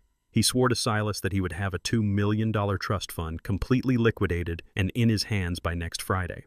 I listened to the response from Silas. Silas did not yell. Dangerous men rarely raise their voices. Silas simply told Trent that time was the most expensive commodity in the world and that extensions cost blood. He hung up the phone, leaving Trent hyperventilating into the receiver. Trent was drowning. He was desperately trying to use the fake grave of my daughter as a life raft to save his own skin. I took off my headphones and looked at Valerie, who was sitting across the room reviewing our own financial ledgers. We had the digital proof of his extortion. We had the exact geographical location of the isolated cabin. We had Maya safe and hidden, awaiting my signal. But if we went to the police right now, Trent would simply declare bankruptcy and use his high-priced defense attorneys to tie the courts up for years. He would use the justice system to shield himself from the immediate consequences of his actions. I did not want him shielded. I wanted him entirely exposed, completely vulnerable, and stripped of every single asset he prized. I wanted him to feel the exact same suffocating terror my daughter felt when she realized she was trapped in her own home. To do that, I needed to remove his last remaining buffer. I needed to own his debt. I needed to own him. I walked over to Valerie and placed my hands on the table. I told her my plan. I told her we were going to leverage everything we had spent 40 years building to buy the rope Trent was using to hang himself. Valerie did not flinch. She closed the ledger and told me to make the calls. I picked up my phone and called my primary financial manager. I instructed him to liquidate my entire union retirement portfolio immediately. I called my real estate broker and ordered him to sell our 3 rental properties in the city to corporate cash buyers by the end of the business day. I took a massive financial penalty for the early retirement withdrawal, and I accepted a loss on the rushed property sales. I did not care about the lost profit margins. In the logistics business, you happily pay a premium surcharge for expedited shipping. I was expediting the absolute destruction of my son-in-law. By the following morning, I had successfully aggregated $3 million in liquid cash sitting in a secured corporate holding account. It was every single dime Valerie and I had saved over 4 decades of hard work. We were risking our entire livelihood, but we were doing it to buy the ultimate tactical weapon. Blackwood Capital operated out of an unmarked concrete building in the industrial district. They did not take walk-in appointments from the general public. But I spent 3 decades working the shipping docks. I knew the men who moved the legitimate freight, and I knew the men who financed the illegal cargo. I made a phone call to an old associate who still ran the local distribution hubs. I told him I needed a face-to-face sit-down with Silas. 2 hours later, I was pulling my heavy truck into the heavily guarded parking lot of the Blackwood building. 2 massive men in tailored suits escorted me through a metal detector and led me into a sterile, windowless boardroom. Silas was sitting at the head of a long glass table. He was a younger white man with cold, dead eyes and a posture that screamed calculated violence. He looked at my worn jacket and my calloused hands with complete dismissal. He saw an old black man who had wandered into the wrong neighborhood. He did not ask me to sit down. He simply asked me who I was and why I was wasting his highly valuable time. I pulled a heavy manila folder from my jacket and dropped it onto the glass table. The thud echoed sharply in the silent room. I told him my name was Warren Davis. I told him Trent Caldwell was my son-in-law. Silas leaned back in his leather chair, his expression tightening into a mask of professional hostility. He told me he did not discuss client accounts with family members and instructed his guards to show me the door. I kept my voice perfectly level and flat. I told Silas I was not there to ask for a favor or beg for mercy on behalf of my family. I told him Trent owed his syndicate $2.5 million and that Trent was currently trying to steal a trust fund to pay him back. I told Silas the trust fund was never going to clear because I was the executor and I had already locked the accounts in permanent probate litigation. Trent is a dead end, I explained, staring directly into the eyes of the ruthless shadow banker. Trent is selling you ghost cargo. He does not have the $2 million and he never will. You can send your men to break his legs or you can repossess his stalled construction sites, but you will spend years tied up in bankruptcy court trying to extract blood from a stone. I am here to offer you a clean alternative. I pointed to the manila folder resting on the glass table. I told him I had $3 million in verified, cleared liquid cash ready to transfer into his accounts immediately. I told him I wanted to buy Trent's promissory note. I wanted to purchase the debt completely. I was offering the syndicate a pure $500,000 profit to walk away from a toxic loan right now today. Silas stared at me without blinking. He reached forward, opened the folder, and reviewed the financial certifications my bank had provided. He looked back at me, his cold eyes calculating the sheer mechanical efficiency of my offer. Why would a retired man empty his life savings to buy the toxic debt of a failing son-in-law, Silas asked. He was deeply suspicious. Thieves always look for the hidden angle.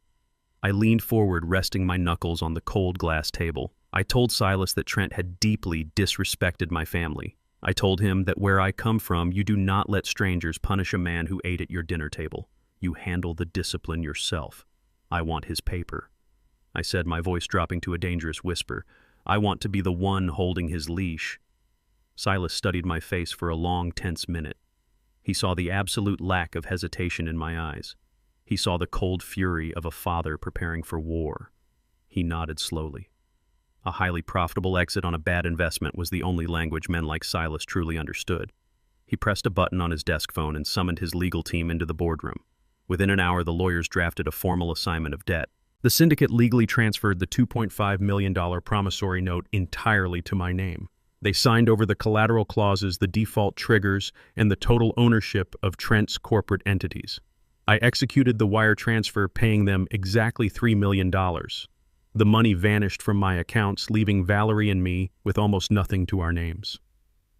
But as Silas handed me the original signed promissory note with Trent's signature on the bottom line, I felt richer than the wealthiest billionaire on earth. I walked out of the concrete building holding a piece of paper that gave me absolute, total legal dominion over Trent Caldwell's existence. Trent was currently sitting in his luxury penthouse, believing he had successfully begged the syndicate for a 1-week extension. He believed they were giving him time to declare my daughter dead and steal her money. He had absolutely no idea that the violent syndicate no longer owned him. He had no idea that his grieving father-in-law was now his sole creditor, his ultimate judge, and his inevitable executioner. The trap was perfectly set, and the steel jaws were finally ready to snap shut. 2 days after I walked out of the shadow banking firm holding the promissory note that gave me total ownership of Trent's debt, a thick certified letter arrived at my house. It was a formal legal summons. Trent's attorneys were calling me in for a sworn deposition to officially finalize the presumption of death certificate for my daughter. The legal machinery was moving exactly as Trent had calculated. He needed my sworn testimony on the official court record stating that I had not seen or heard from Maya in 3 years. He needed me to publicly and legally surrender so he could unlock the $2 million trust fund. I read the heavy document and handed it to Valerie. She looked at the crisp legal paper and asked if we were really going to go through with this charade. I told her we had to. If we fought the deposition, Trent would delay his plans. He would know we were stalling and he might panic and run. We needed to hand him the keys to the castle so he would step inside and lock the door behind himself.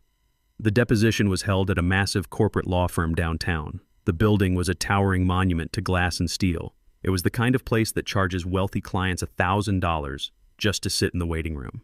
I decided to wear a simple faded brown suit. It was clean and pressed, but it was old and clearly out of fashion. I wanted to look exactly like the man they thought I was. A retired blue-collar worker from the old neighborhood, entirely out of his depth in a world of high-stakes corporate litigation. When the receptionist escorted me down the long, quiet hallway and into the massive corner conference room, the stage was already set for my humiliation. Trent was sitting at the head of a long, polished mahogany table looking like a king holding court. He wore a sharp, tailored charcoal suit with a silk tie. His posture was relaxed, arrogant, and completely devoid of the fake grief he had displayed in my living room just days prior. Sitting in a plush leather chair near the back of the room was Chloe, the young heiress to the Hotel Fortune. She was wearing designer sunglasses indoors and scrolling through her phone, looking incredibly bored with the entire situation. She did not even bother to look up when I walked through the door. Trent stood up and offered a bright, polished smile. He walked over and patted my shoulder with heavy, condescending familiarity. "Warren," he said, his voice echoing loudly in the large room. "Thank you for coming down here today. I know legal offices can be very intimidating for people who are not used to them.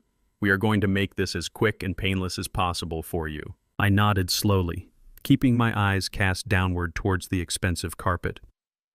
"Thank you, Trent," I muttered. "I just want this nightmare to be over." Two high-priced lawyers sat across the table from me. They had briefcases open and tall stacks of documents ready for review. A court reporter sat quietly in the corner with a stenography machine waiting to record every word I said.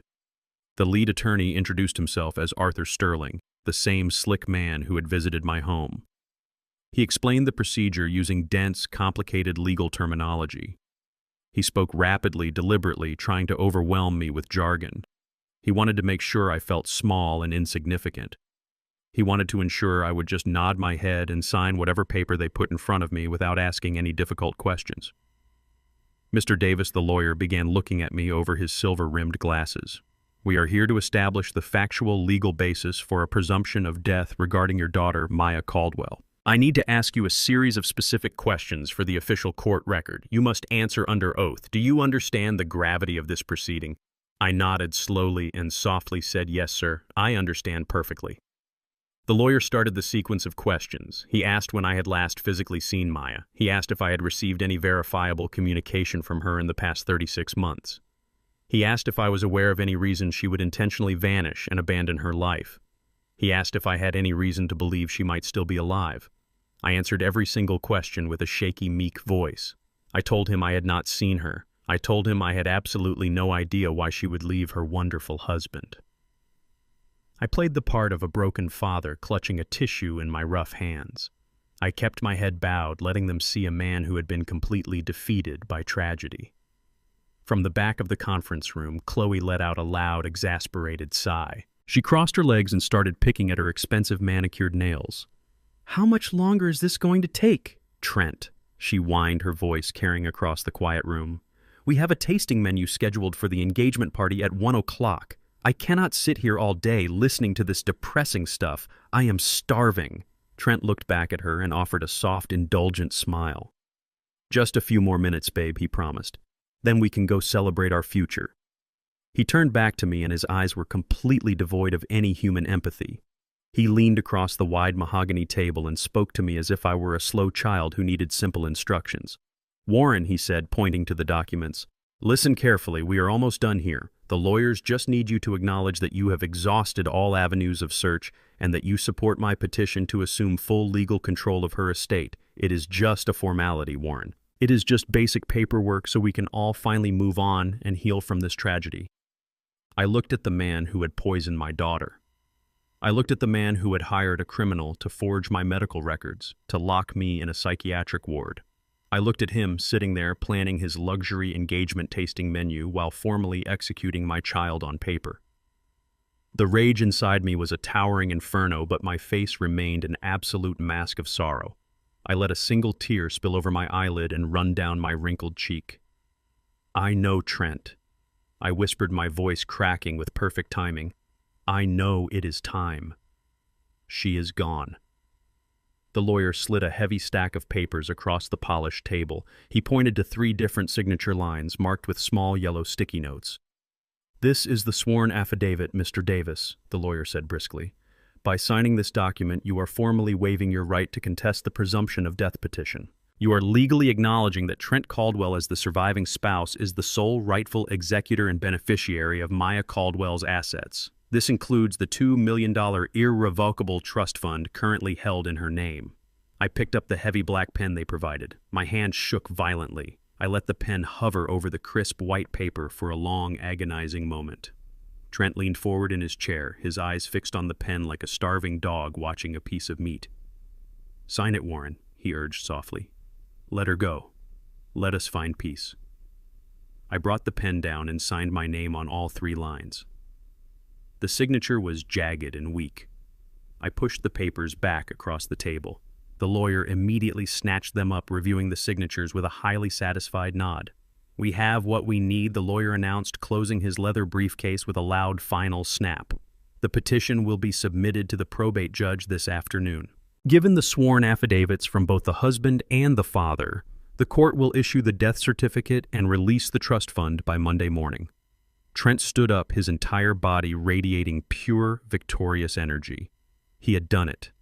He had navigated a massive criminal conspiracy and crossed the finish line without a single scratch.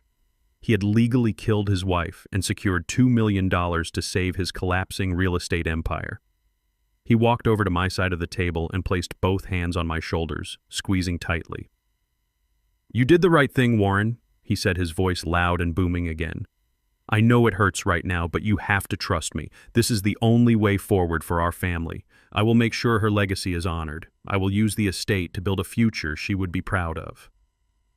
Chloe stood up from her leather chair in the back of the room, slipping her designer phone into her expensive purse. Finally, she muttered, walking toward the heavy glass doors. "Trent, let us go. The valet is waiting, and I am not going to miss our reservation." Trent grabbed his suit jacket and buttoned it with a sharp, confident motion. He did not even look back at me as he walked toward the door to join his new heiress. He had gotten exactly what he wanted, and I was no longer useful to him. I was just an old, poor black man fading into the background of his wealthy life. I sat in the chair for a moment longer, watching them leave the conference room. The lawyers packed up their remaining documents, ignoring me completely. I slowly stood up, smoothing out the wrinkles in my faded brown suit. I walked out of the towering glass building and stepped onto the busy city sidewalk. The sun was shining brightly over the city. Trent Caldwell was currently walking to his car, believing he was the smartest, most powerful man in the world. He believed he had won the war. He believed he was walking toward a future of endless wealth and high society luxury. He had absolutely no idea that he had just signed his own execution order. He had no idea that the $2 million trust fund he was banking on was never going to save him. Because I owned his private equity debt. I owned his real estate company. And in a few short days, I was going to own his entire existence. The trap had closed completely, and all that was left was to watch him realize he could not breathe. The ink on the presumption of death certificate was barely dry when the invitation arrived at our home. Trent did not waste a single second. With the probate judge officially declaring my daughter deceased and unlocking the path to the $2 million trust fund, Trent felt utterly invincible. He believed he had conquered the world and outsmarted everyone in it. To celebrate his absolute victory, he expedited his engagement to Chloe, the hotel heiress. He threw a massive, lavish engagement party, and he hosted it at the exact oceanfront luxury condo building he had been developing. It was the same building that was financed by the violent private equity syndicate. It was the same building that I now secretly owned because I had bought his defaulted debt. Trent had the sheer, unadulterated audacity to invite Valerie and me to this celebration. He sent a private courier to our house with a gold-embossed envelope. He did not invite us out of respect or family duty. He invited us because a predator loves to parade his victims. He wanted to look at the old, broken black couple he had swindled and feel the absolute rush of supreme power. He wanted to show Chloe's wealthy family that he was a magnanimous, forgiving man who still cared for his tragic former in-laws. Valerie looked at the invitation resting on our kitchen counter and asked if we were really going to walk into the lion's den. I told her the lion was already dead, he just did not know it yet. We were simply attending his funeral. We arrived at the penthouse level of the oceanfront tower at 8 in the evening. The building was a towering monument to Trent's massive ego. Floor-to-ceiling glass walls overlooked the dark, crashing ocean. Crystal chandeliers hung from vaulted ceilings, casting a warm golden light over the room. Waiters in crisp white jackets circulated with silver trays carrying glasses of imported champagne and expensive caviar. The room was packed with the city's absolute elite. Politicians, corporate lawyers, real estate tycoons, and Chloe's billionaire family members were all mingling and laughing. They were celebrating a union of two massive fortunes. They had no idea they were standing on a financial landmine with the timer counting down to 0. I wore my dark tailored suit, and Valerie wore her deep emerald dress. We walked into the grand room and stood near the back, observing the crowd. I surveyed the room like a logistics director evaluating a warehouse floor. I mapped out the exits. I noted the placement of the private security guards. I watched Trent holding court in the center of the room. He was wearing a custom-tailored white tuxedo jacket. He looked like royalty. He had his arm wrapped tightly around Chloe's waist. They were laughing and accepting congratulations from the wealthy guests. Trent looked over the crowd and spotted us standing by a massive marble pillar. A wide, predatory smile spread across his face. Trent navigated through the sea of expensive dresses and tailored suits, dragging Chloe along with him. He walked right up to us and extended his hands. "Warren Valerie," he said, his voice booming so everyone nearby could hear his charitable tone. "I am so deeply honored that you came tonight. It shows incredible strength. I know this must be difficult for you, but it means everything to me that we remain a family." Chloe stood beside him, swirling her champagne glass. She looked at us with a mixture of pity and mild annoyance. "It is so brave of you to be here," she said, her voice dripping with artificial sympathy. "Trent told me how hard you have been struggling since the legal proceedings concluded. We just want you to know that we will always support you. My father even said he could look into getting you a discount at one of our assisted living facilities if things get too hard for you to manage on your own." The insult was calculated and precise. She was establishing her absolute dominance. She was putting the poor old grieving parents in their place right in front of her high society friends. I did not clench my jaw. I did not show a single ounce of anger or resentment. I simply offered a warm, grateful smile. "You are far too kind, Chloe," I said, my voice soft and deliberately deferential. "We are just so happy to see Trent moving forward. He has worked so hard to secure his future." Trent puffed out his chest, completely missing the dangerous double meaning of my words. He truly believed I was a defeated man submitting to his superior intellect and massive wealth. "Enjoy the party," Warren Trent said, patting my shoulder with a heavy, patronizing hand. "Eat, drink, and celebrate. Tonight is about looking toward the brilliant future we are building." They walked away to mingle with a group of investment bankers. Valerie stood beside me, her eyes tracking Trent as he moved across the room. "He is completely intoxicated by his own arrogance," she whispered, her voice steady and cold. "He thinks he owns the world and everyone in it." I took a glass of sparkling water from a passing waiter. I took a slow sip, feeling the cold carbonation hit the back of my throat. "Let him drink it all in," I replied, watching Trent shake hands with Chloe's father. "The higher he flies tonight, the harder the concrete is going to feel when he hits the bottom." I watched Trent selling the older billionaire on his real estate vision. Trent was using the impending $2 million trust fund as proof of his massive liquidity. He was building his entire future on money that was never going to arrive in his bank account. At exactly 9 o'clock, the string quartet stopped playing. A hush fell over the massive penthouse as Trent walked up to a small elevated stage near the glass windows. He tapped a silver microphone and the feedback echoed slightly through the room. The wealthy guests turned their attention to the handsome, successful developer. Chloe walked up the steps and stood beside him, looking adoringly into his eyes. Trent held her hand and looked out over the crowd of millionaires and billionaires. He paused, taking a deep, dramatic breath. He was preparing to give the performance of his life. "Thank you all for being here tonight," Trent began, his voice smooth and perfectly modulated. "Tonight we are celebrating new beginnings. We are celebrating love and partnership. But before we look to the brilliant future, I want to take a brief moment to acknowledge the past." He lowered his head, and his voice grew thick with manufactured emotion. "As many of you know, the last 3 years have been an unimaginable trial for me. Losing my late wife Maya was a tragedy that nearly broke my spirit. I walked through a valley of darkness I thought I would never escape." A collective sigh of sympathy rippled through the wealthy crowd. Women placed their hands over their hearts. Men nodded with solemn respect. Trent looked directly at the back of the room where Valerie and I were standing in the shadows. "I want to personally thank Maya's parents, Warren and Valerie, who are here with us tonight." Trent continued, gesturing toward us with a sweeping motion of his free hand. "They have shown incredible grace. We have weathered this storm together, and we have finally found the courage to accept reality." The legal closure we achieved this week was painful but necessary. It was the final step in honoring her memory. Trent turned to look at Chloe, and a single perfectly timed tear rolled down his cheek. He wiped it away and smiled bravely for his audience. "Maya was a beautiful soul," he said, his voice rising with triumphant conviction. "She loved life more than anyone I have ever known. and I know in my heart that she is looking down on us right now. I know she would want me to move on. She would want me to heal. She would want me to be happy. And Chloe, you have brought the light back into my world. Maya would be so deeply grateful to you for saving me.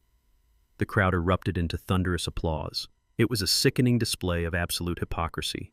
He was standing in a building funded by fraudulent loans, accepting congratulations for legally executing the wife he had poisoned with heavy metals. He was using her name to extract sympathy and cement his new billionaire alliance. He was standing on the grave he dug for my daughter and taking a triumphant bow. I watched him raise his champagne glass to the cheering crowd. He looked like a god among men. He looked completely untouchable. The applause began to die down as the waiters prepared to bring out the next course of expensive food. I stood perfectly still in the shadows at the back of the room. I held my glass of sparkling water. I did not clap. I did not smile. I looked at Valerie. Her face was a mask of pure, unadulterated resolve. She had endured the ultimate insult. She had listened to her daughter's attempted murderer invoke her daughter's name to a room full of strangers to further his own greed. She looked at me and gave a single sharp nod. The time for playing the weak, grieving father was over. The time for hiding in the shadows and gathering evidence had come to an end. Trent had gathered his entire world into this single room. His new wealthy fiancé, his billionaire future father-in-law, his investors, his corporate lawyers. Every single person he needed to impress was standing right here holding a glass of champagne. He had built his entire towering house of cards perfectly and carefully. He had stacked the lies so high they touched the ceiling. I reached into my suit pocket and felt the heavy, folded legal document resting against my chest. The promissory note from the private equity syndicate. The absolute proof that I owned every single thing he had built. But before I tore down his financial empire, I had a much more personal weapon to deploy. Trent told the crowd that Maya was looking down on us. He told the crowd she would want him to be happy. He was about to find out just how catastrophically wrong he was. I took one last sip of my sparkling water and placed the glass quietly on a passing waiter's tray. I buttoned my suit jacket. I looked at Valerie and told her it was time to detonate the bomb. The applause was still echoing off the vaulted ceilings when I began to move. I did not walk like a broken, grieving father anymore. I squared my shoulders and let the heavy, tactical weight of my past return to my bones. I walked through the crowd of millionaires and politicians with the steady, unyielding pace of a logistics director walking onto a chaotic shipping dock to fire a corrupt foreman. The wealthy guests naturally parted out of my way, sensing the sudden dangerous shift in the atmosphere. Valerie stayed by the marble pillar, her arms crossed, standing like a sentinel guarding the perimeter. Trent was still standing on the small, elevated stage, holding Chloe's hand and soaking in the adulation of his high society audience. He saw me approaching the steps, and a flash of irritation crossed his perfect face. He thought I was coming up to give a tearful blessing. He thought I was going to play the pathetic supporting character in his triumphant play. He leaned toward the microphone, intending to introduce me, but I did not give him the chance. I stepped up onto the stage and took the silver microphone directly from his hand with a firm, undeniable grip. I stood at the edge of the stage and looked out over the sea of expensive suits and diamond necklaces. The room grew entirely quiet. The string quartet stopped plucking their instruments. Waiters froze in place, holding their silver trays perfectly still. Trent stood slightly behind me, shifting his weight uncomfortably. He leaned in close and whispered into my ear, telling me to keep it short and positive. I ignored him completely. I looked at Chloe's father, standing in the front row, holding his crystal champagne flute. I looked at the corporate lawyers who had helped Trent file the presumption of death certificate just days ago. I looked at the investors who thought they were funding a brilliant developer. Then I spoke into the microphone, my voice echoing loud and clear across the massive penthouse. Trent is absolutely right, I said, my tone flat and completely devoid of any warmth. Maya was a beautiful soul and she loved life. She would definitely want to be part of this special evening. She would want to celebrate this new beginning. In fact, I think Maya would want to say congratulations herself. The crowd looked at me in total confusion. A few uncomfortable chuckles rippled through the back of the room from people who thought it was a strange, metaphorical tribute. Trent stepped forward, reaching out to take the microphone back, his face flushed with sudden embarrassment. He thought I was having a senile mental breakdown right in front of his billionaire future-in-laws. He reached for my arm, but I stepped out of his grasp and pointed directly at the heavy mahogany double doors at the far end of the grand ballroom. My timing was precise. It was coordinated perfectly with the tactical extraction team I had hired using the last remaining funds from my liquidated properties. I had spent 3 days hiding Maya in a secure hotel running counter-surveillance to ensure Trent's private investigators never saw her coming. The massive wooden doors swung open with a heavy resonant thud that silenced the entire room. The grand entrance was no longer a symbol of celebration, it was the breach of a fortified compound. Standing in the doorway was not a ghost. It was not a memory. It was my daughter. Maya looked absolutely stunning. She was not the frail, terrified victim Trent had tried to bury 3 years ago. She was wearing a sharp-tailored crimson suit that radiated pure, unadulterated power. Her posture was straight and unyielding. The physical toll of the heavy metal poisoning had completely vanished, leaving behind a woman forged in survival and fueled by righteous fury. Flanking her on either side were 2 massive private security contractors. I hired them from a specialized firm that handles high-risk corporate extractions. They wore dark tactical suits and kept their hands resting casually near the concealed firearms on their belts. They stepped into the ballroom, creating a secure protective wedge around my daughter as she began to walk down the center aisle. They moved with the cold precision of men who expected violence and were more than ready to deliver it. The reaction in the room was instantaneous and completely chaotic. It was like a bomb had gone off without a single drop of fire. The collective gasp from the wealthy crowd sucked all the oxygen out of the penthouse. People stumbled backward, bumping into cocktail tables and knocking over elaborate floral arrangements. The corporate lawyers who had sworn out her death certificate turned the color of wet ash, realizing they had just committed massive legal fraud on behalf of a monster. Chloe, the hotel heiress, stood frozen on the stage. Her mouth opened in a silent scream. Her fingers went entirely slack. The expensive crystal champagne glass slipped from her hand and shattered against the polished hardwood floor. The sound of the breaking glass was the only noise cutting through the thick, suffocating silence. She looked at Trent and then looked back at the woman walking toward them, her perfect billionaire world crumbling into dust. But the most beautiful sight in the entire world was Trent Caldwell. The arrogant, untouchable real estate developer physically disintegrated right in front of my eyes. The blood drained from his face so fast his skin took on the color of spoiled milk. His eyes bulged out of his head, staring at the woman he had meticulously poisoned and legally executed just days prior. He tried to speak, but his throat seized in absolute terror. His entire body began to shake with violent, uncontrollable tremors. His legs gave out beneath him. He stumbled backward, retreating from the ghost walking toward him in the bright lights of the ballroom. He kept stepping back, his expensive leather shoes slipping on the polished wood until his shoulders slammed violently against the floor-to-ceiling glass window. He was trapped against the glass with nowhere left to run, looking like a cornered rat facing the sunlight for the very first time. Maya did not rush. She walked the length of the ballroom with deliberate, agonizing slowness. She let every single investor, every lawyer, and every billionaire in that room get a perfect look at her face. She wanted them to know that the tragic story Trent had sold them was a complete fabrication. She walked past Chloe's father, who was staring at Trent with an expression of pure homicidal rage. She walked past the waitstaff, who were clutching their serving trays like shields. The 2 security contractors stopped at the base of the stage, crossing their arms and scanning the crowd for any sudden movements. Maya stepped up onto the elevated platform. She did not look at the billionaires. She did not look at the lawyers. She did not look at Chloe, who was currently hyperventilating and backing away toward the edge of the stage. Maya stopped exactly 3 feet away from Trent. Trent was hyperventilating, pressing his back against the cold glass window as if he could push his way through it and fall into the crashing ocean below. Sweat beaded on his forehead, ruining his perfect hair. His white tuxedo jacket looked like a straitjacket. He opened his mouth and a pathetic, high-pitched squeak escaped his lips. He raised his hands in a weak defensive gesture, trying to ward off the reality standing directly in front of him. Maya looked at him with an expression of absolute disgust. She did not yell. She did not cry. She did not offer him the satisfaction of seeing her break. She tilted her head slightly and offered a cold, terrifying smile that carried 3 years of survival and calculation. She looked into the eyes of the man who had tried to slowly murder her for a trust fund. "Hello, darling," Maya said, her voice carrying clearly through the completely silent ballroom. You stopped putting arsenic in my tea, so I got better." The words dropped like an anvil in the center of the room.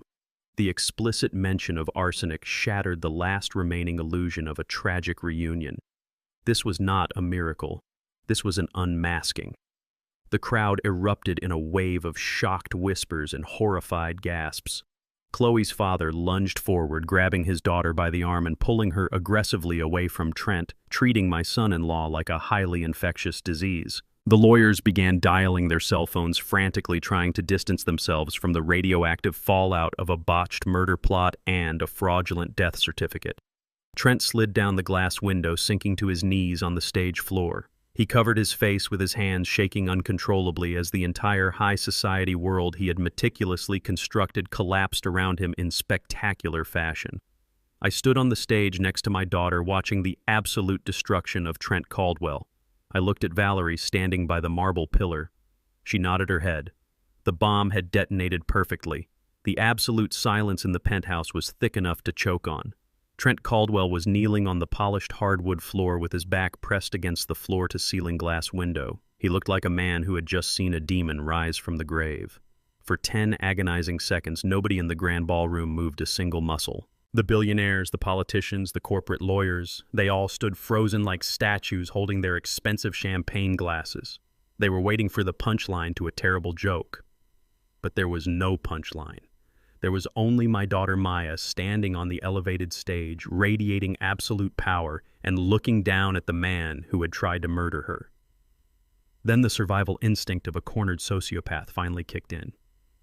I watched Trent's eyes dart frantically around the room. I watched his mind process the catastrophic collapse of his narrative.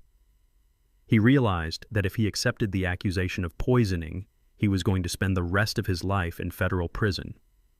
So he did the only thing a true narcissist knows how to do. He decided to lie. He decided to spin the reality right in front of our faces. Trent let out a sudden, loud, hysterical laugh. It was a terrible, grating sound that echoed awkwardly across the silent room. He pushed himself off the glass window and scrambled to his feet. His white tuxedo jacket was wrinkled and soaked with nervous sweat, but he threw his arms wide open. He forced a massive, trembling smile onto his face, and tears began to stream from his eyes. These were not tears of guilt. They were the tears of an actor desperately trying to save his own life. "It is a miracle," Trent shouted, his voice cracking with manufactured joy. "Oh my God, it is an absolute miracle. She is alive. My beautiful wife is alive." He lunged forward across the stage, throwing his arms out to pull Maya into a deep, dramatic embrace. He wanted the wealthy crowd to see a reunited couple. He wanted to instantly rewrite the narrative and paint her accusation about the arsenic as the confused rambling of a traumatized woman. He thought he could just smother the truth with a hug. But Maya was not the same woman he had victimized 3 years ago. As Trent rushed toward her, the 2 armed private security contractors immediately stepped forward to intercept him. But Maya raised her hand, signaling them to hold their ground. She did not need physical protection from him anymore. As Trent reached out to grab her, Maya simply stepped to the side with the elegant, effortless grace of a matador, sidestepping a dying bull. Trent stumbled forward, his hands grasping nothing but empty air. He nearly tripped over the edge of the stage before catching his balance. He spun around to face her, his chest heaving, his fake smile beginning to tremble violently. "Maya, honey," Trent pleaded, projecting his voice for the audience. "You are confused. You have been gone for so long. You have been through so much trauma. You do not know what you are saying. We need to get you to a hospital right now. We need to get you psychiatric help." He turned to the crowd of millionaires, spreading his hands in a gesture of helpless devotion. "She is sick," he announced to the room.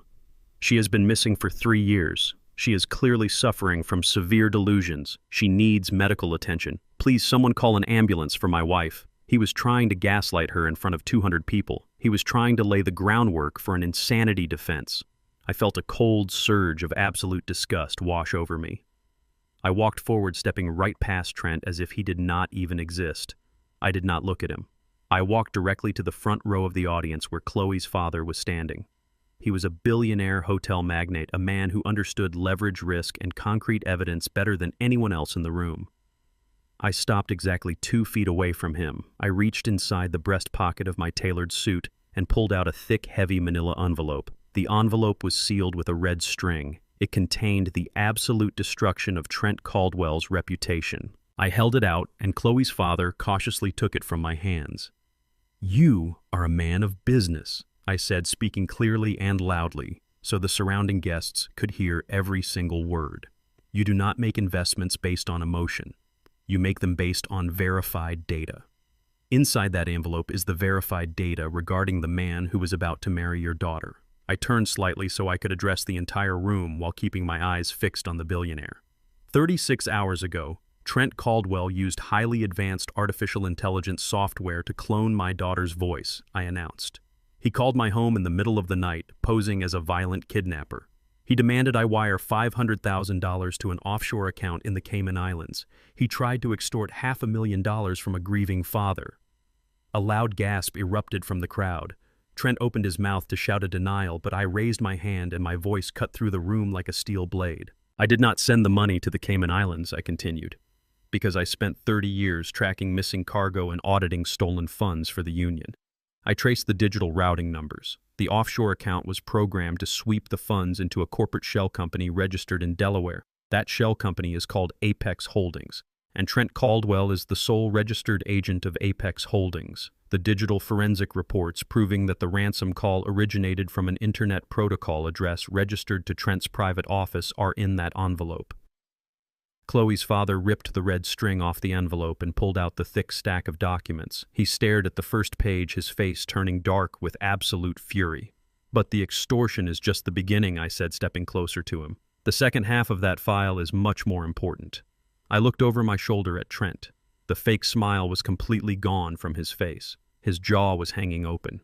He looked like a man watching a firing squad load their rifles.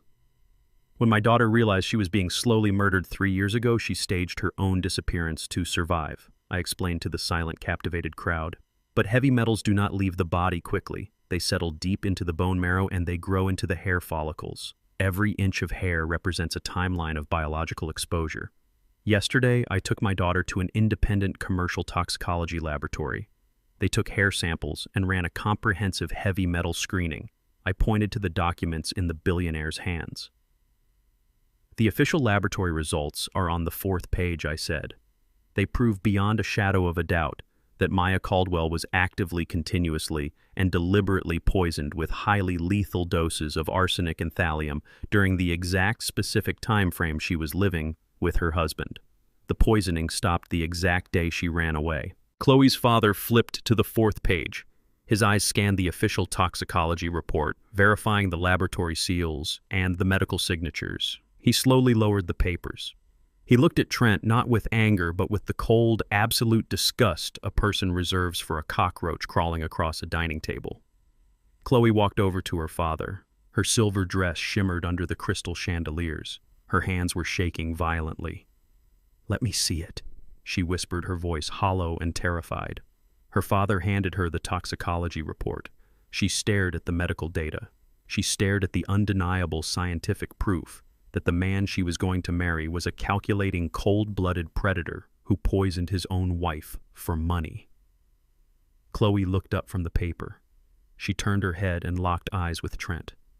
Trent took a desperate step toward her, holding his hands up in a pathetic gesture of surrender.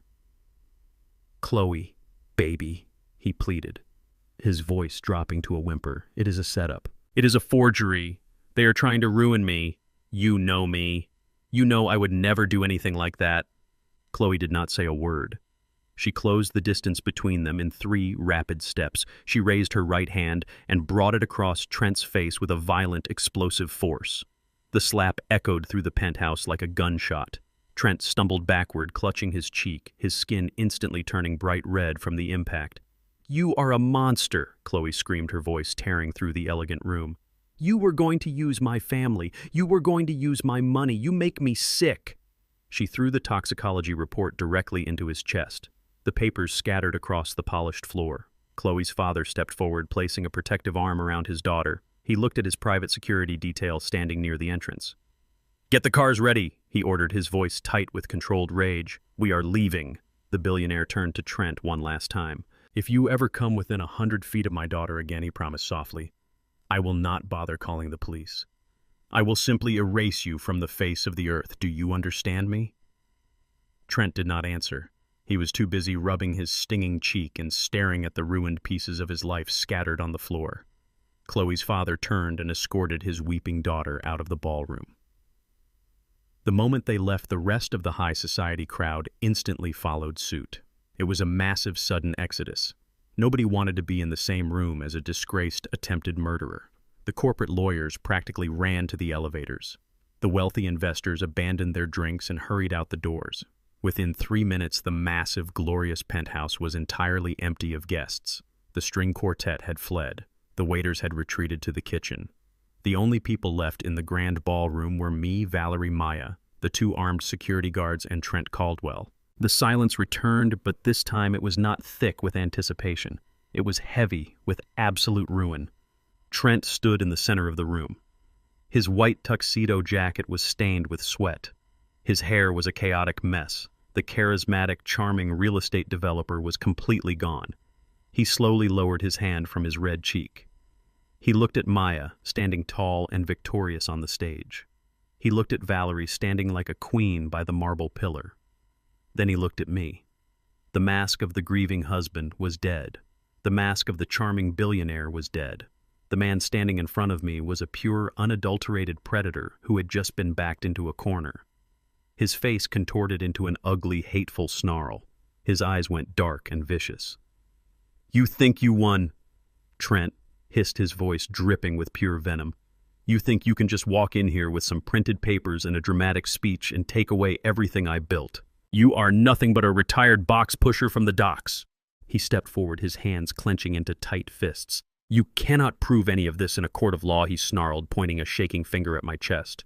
"A deepfake phone call is circumstantial evidence. A hair follicle test does not prove I was the one who poisoned her. I have the most expensive defense attorneys in the entire state. They will tie this up in litigation for the next 10 years. They will drag Maya's name through the mud and paint her as a paranoid schizophrenic who poisoned herself for attention." Trent threw his head back and let out a harsh, bitter laugh. "I did not need the hotel money," he shouted, pacing aggressively across the hardwood floor. "I did not need Chloe's family. I built this luxury building. I own the development company. I still hold the deeds to a dozen commercial properties. You might have ruined my social standing, but you cannot take my empire. I am still rich, you old fool. I am still holding all the cards."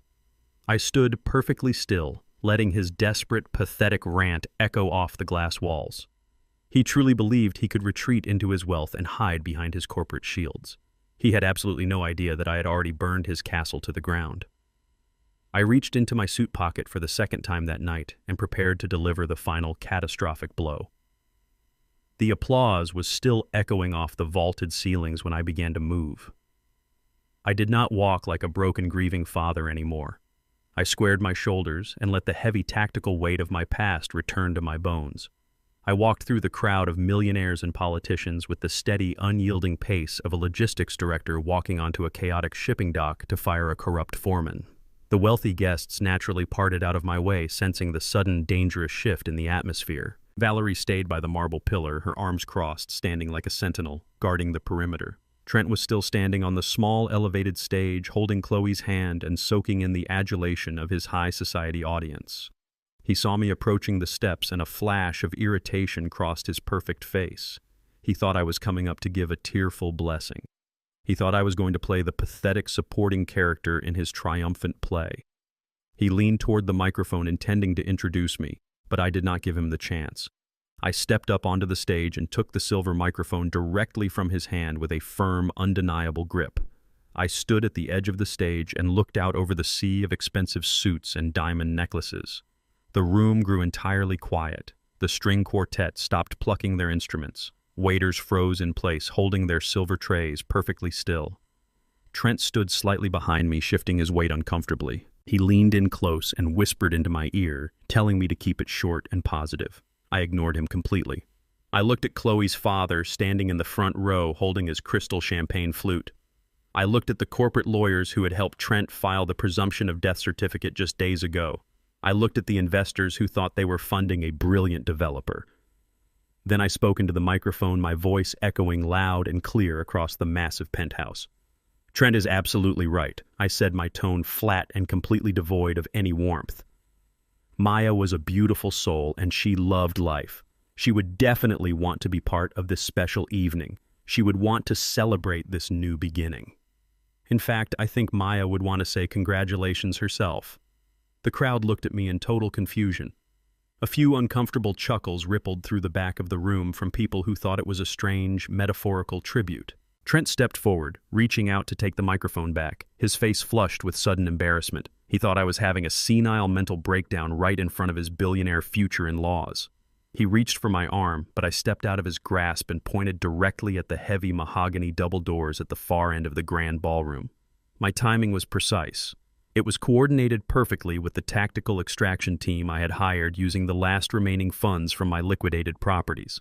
I had spent 3 days hiding Maya in a secure hotel running counter-surveillance to ensure Trent's private investigators never saw her coming. The massive wooden doors swung open with a heavy resonant thud that silenced the entire room. The grand entrance was no longer a symbol of celebration, it was the breach of a fortified compound. Standing in the doorway was not a ghost, it was not a memory, it was my daughter. Maya looked absolutely stunning. She was not the frail, terrified victim Trent had tried to bury 3 years ago. She was wearing a sharp-tailored crimson suit that radiated pure, unadulterated power. Her posture was straight and unyielding. The physical toll of the heavy metal poisoning had completely vanished, leaving behind a woman forged in survival and fueled by righteous fury. Flanking her on either side were 2 massive private security contractors. I hired them from a specialized firm that handles high-risk corporate extractions. They wore dark tactical suits and kept their hands resting casually near the concealed firearms on their belts. They stepped into the ballroom, creating a secure protective wedge around my daughter as she began to walk down the center aisle. They moved with the cold precision of men who expected violence and were more than ready to deliver it. The reaction in the room was instantaneous and completely chaotic. It was like a bomb had gone off without a single drop of fire. The collective gasp from the wealthy crowd sucked all the oxygen out of the penthouse. People stumbled backward, bumping into cocktail tables and knocking over elaborate floral arrangements. The corporate lawyers who had sworn out her death certificate turned the color of wet ash, realizing they had just committed massive legal fraud on behalf of a monster. Chloe, the hotel heiress, stood frozen on the stage. Her mouth opened in a silent scream. Her fingers went entirely slack. The expensive crystal champagne glass slipped from her hand and shattered against the polished hardwood floor. The sound of the breaking glass was the only noise cutting through the thick, suffocating silence. She looked at Trent and then looked back at the woman walking toward them, her perfect billionaire world crumbling into dust. But the most beautiful sight in the entire world was Trent Caldwell. The arrogant, untouchable real estate developer physically disintegrated right in front of my eyes. The blood drained from his face so fast his skin took on the color of spoiled milk. His eyes bulged out of his head, staring at the woman he had meticulously poisoned and legally executed just days prior. He tried to speak, but his throat seized in absolute terror. His entire body began to shake with violent, uncontrollable tremors. His legs gave out beneath him.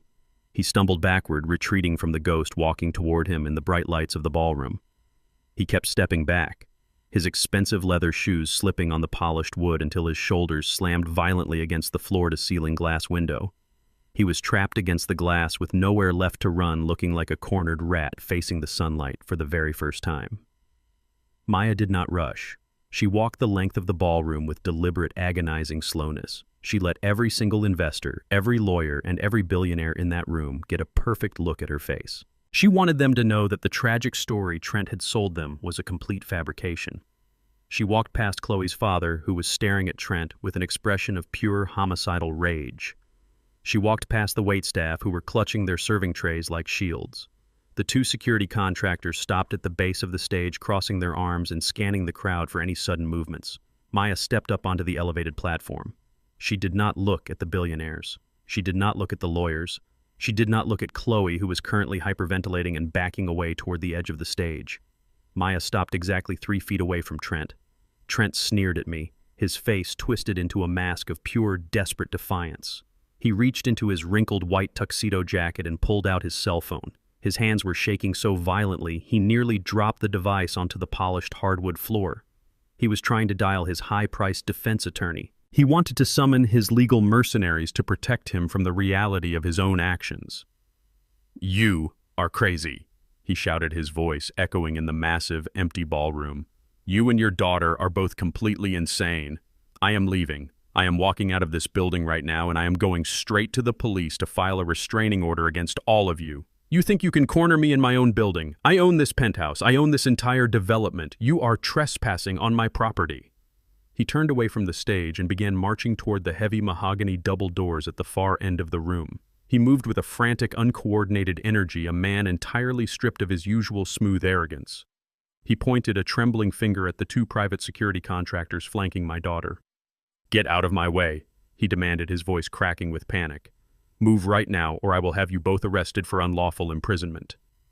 The security guards did not flinch. They did not even blink. They stood like stone statues waiting for my command. But they did not need to intervene.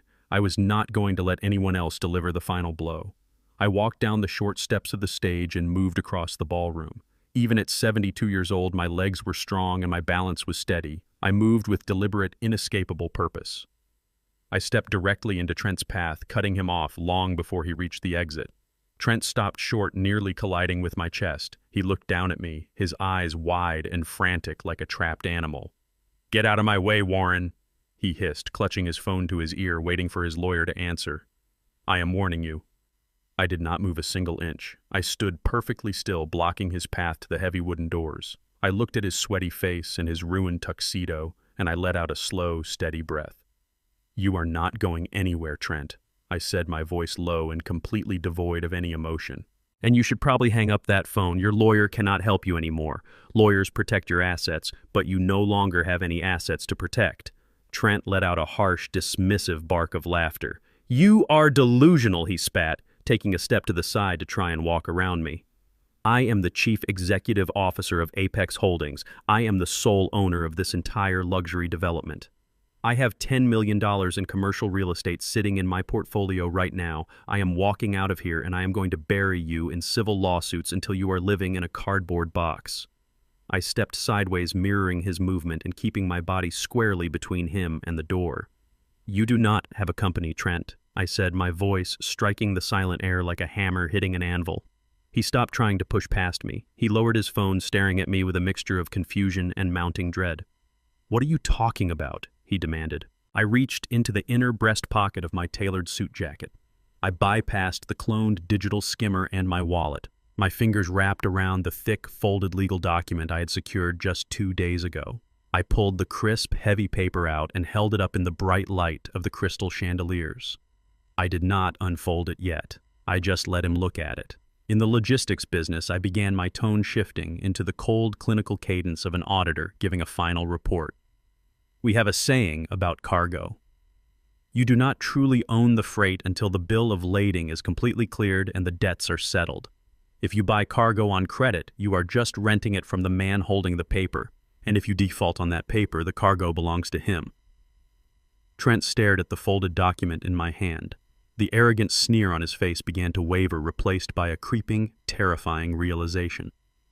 "What is that?" he asked, his voice dropping to a harsh whisper. 3 days ago you made a desperate phone call, I explained, stepping 1 inch closer to him, forcing him to look me directly in the eyes. You called a man named Silas at a firm called Blackwood Capital. You begged him for a 1-week extension on a massive high-interest loan. You told him that you had a $2 million trust fund coming your way and that you just needed a few more days to declare your missing wife legally dead so you could pay him back. Trent's entire body went completely rigid. His breathing stopped. The cell phone slipped from his sweaty fingers and clattered loudly against the hardwood floor, but he did not even look down. The color drained from his face, leaving him looking like a polished corpse. He knew exactly who Silas was. He knew exactly what Blackwood Capital was. And he knew that a retired union logistics director should never possess that kind of highly classified criminal financial information. How he stammered, his mouth opening and closing in absolute shock. "How do you know about Silas?" I unfolded the heavy legal document, holding it open so he could see the formal crest at the top of the page and the precise authorized signatures at the bottom. "I know about Silas because I went to visit him," I said, keeping my eyes locked onto his terrified face. You owed the syndicate $2.5 million. You missed your payment schedule and they were preparing to send men to your home to collect their pound of flesh. You were drowning in toxic debt, Trent. You were a dead man walking. Trent stared at the document, his eyes scanning the dense legal paragraphs. I offered Silas a solution. I continued, my voice echoing in the empty ballroom. I took every single penny Valerie and I had saved over 40 years of hard work. I liquidated my retirement portfolio. I sold all 3 of my commercial rental properties to cash buyers. I aggregated $3 million in liquid capital and I walked into the Blackwood Capital headquarters. I bought your debt, Trent. I paid the syndicate a massive premium to purchase your entire loan outright. The words hit him with the force of a speeding freight train. He staggered backward, his knees buckling slightly under the weight of the revelation. You bought my debt, he whispered, the reality tearing through his mind. That is right, I said, stepping forward to close the distance between us once again. The syndicate legally signed your promissory note over to me. I am now your sole legal creditor. You do not owe Silas any more, Trent. You owe me. Trent shook his head violently, raising his hands in a pathetic gesture of denial. No, he cried out. No, that is impossible. They cannot do that. You cannot do that. I have a verbal agreement with Silas. He gave me a 1-week extension. He told me I had time. Silas lied to you. I replied, my voice completely devoid of pity. Because time is money, and I offered him cold hard cash today. The syndicate transferred the paper to me without any of your requested extensions. According to the original terms of this loan, your final balloon payment was due exactly 14 days ago. And since you spent all week trying to extort $500,000 from me instead of paying your actual bills, you missed the final deadline. I paused, letting the silence wrap around his throat like a tightening noose. As of midnight last night, I announced, my voice ringing with total absolute authority, you officially defaulted on the $2.5 million loan.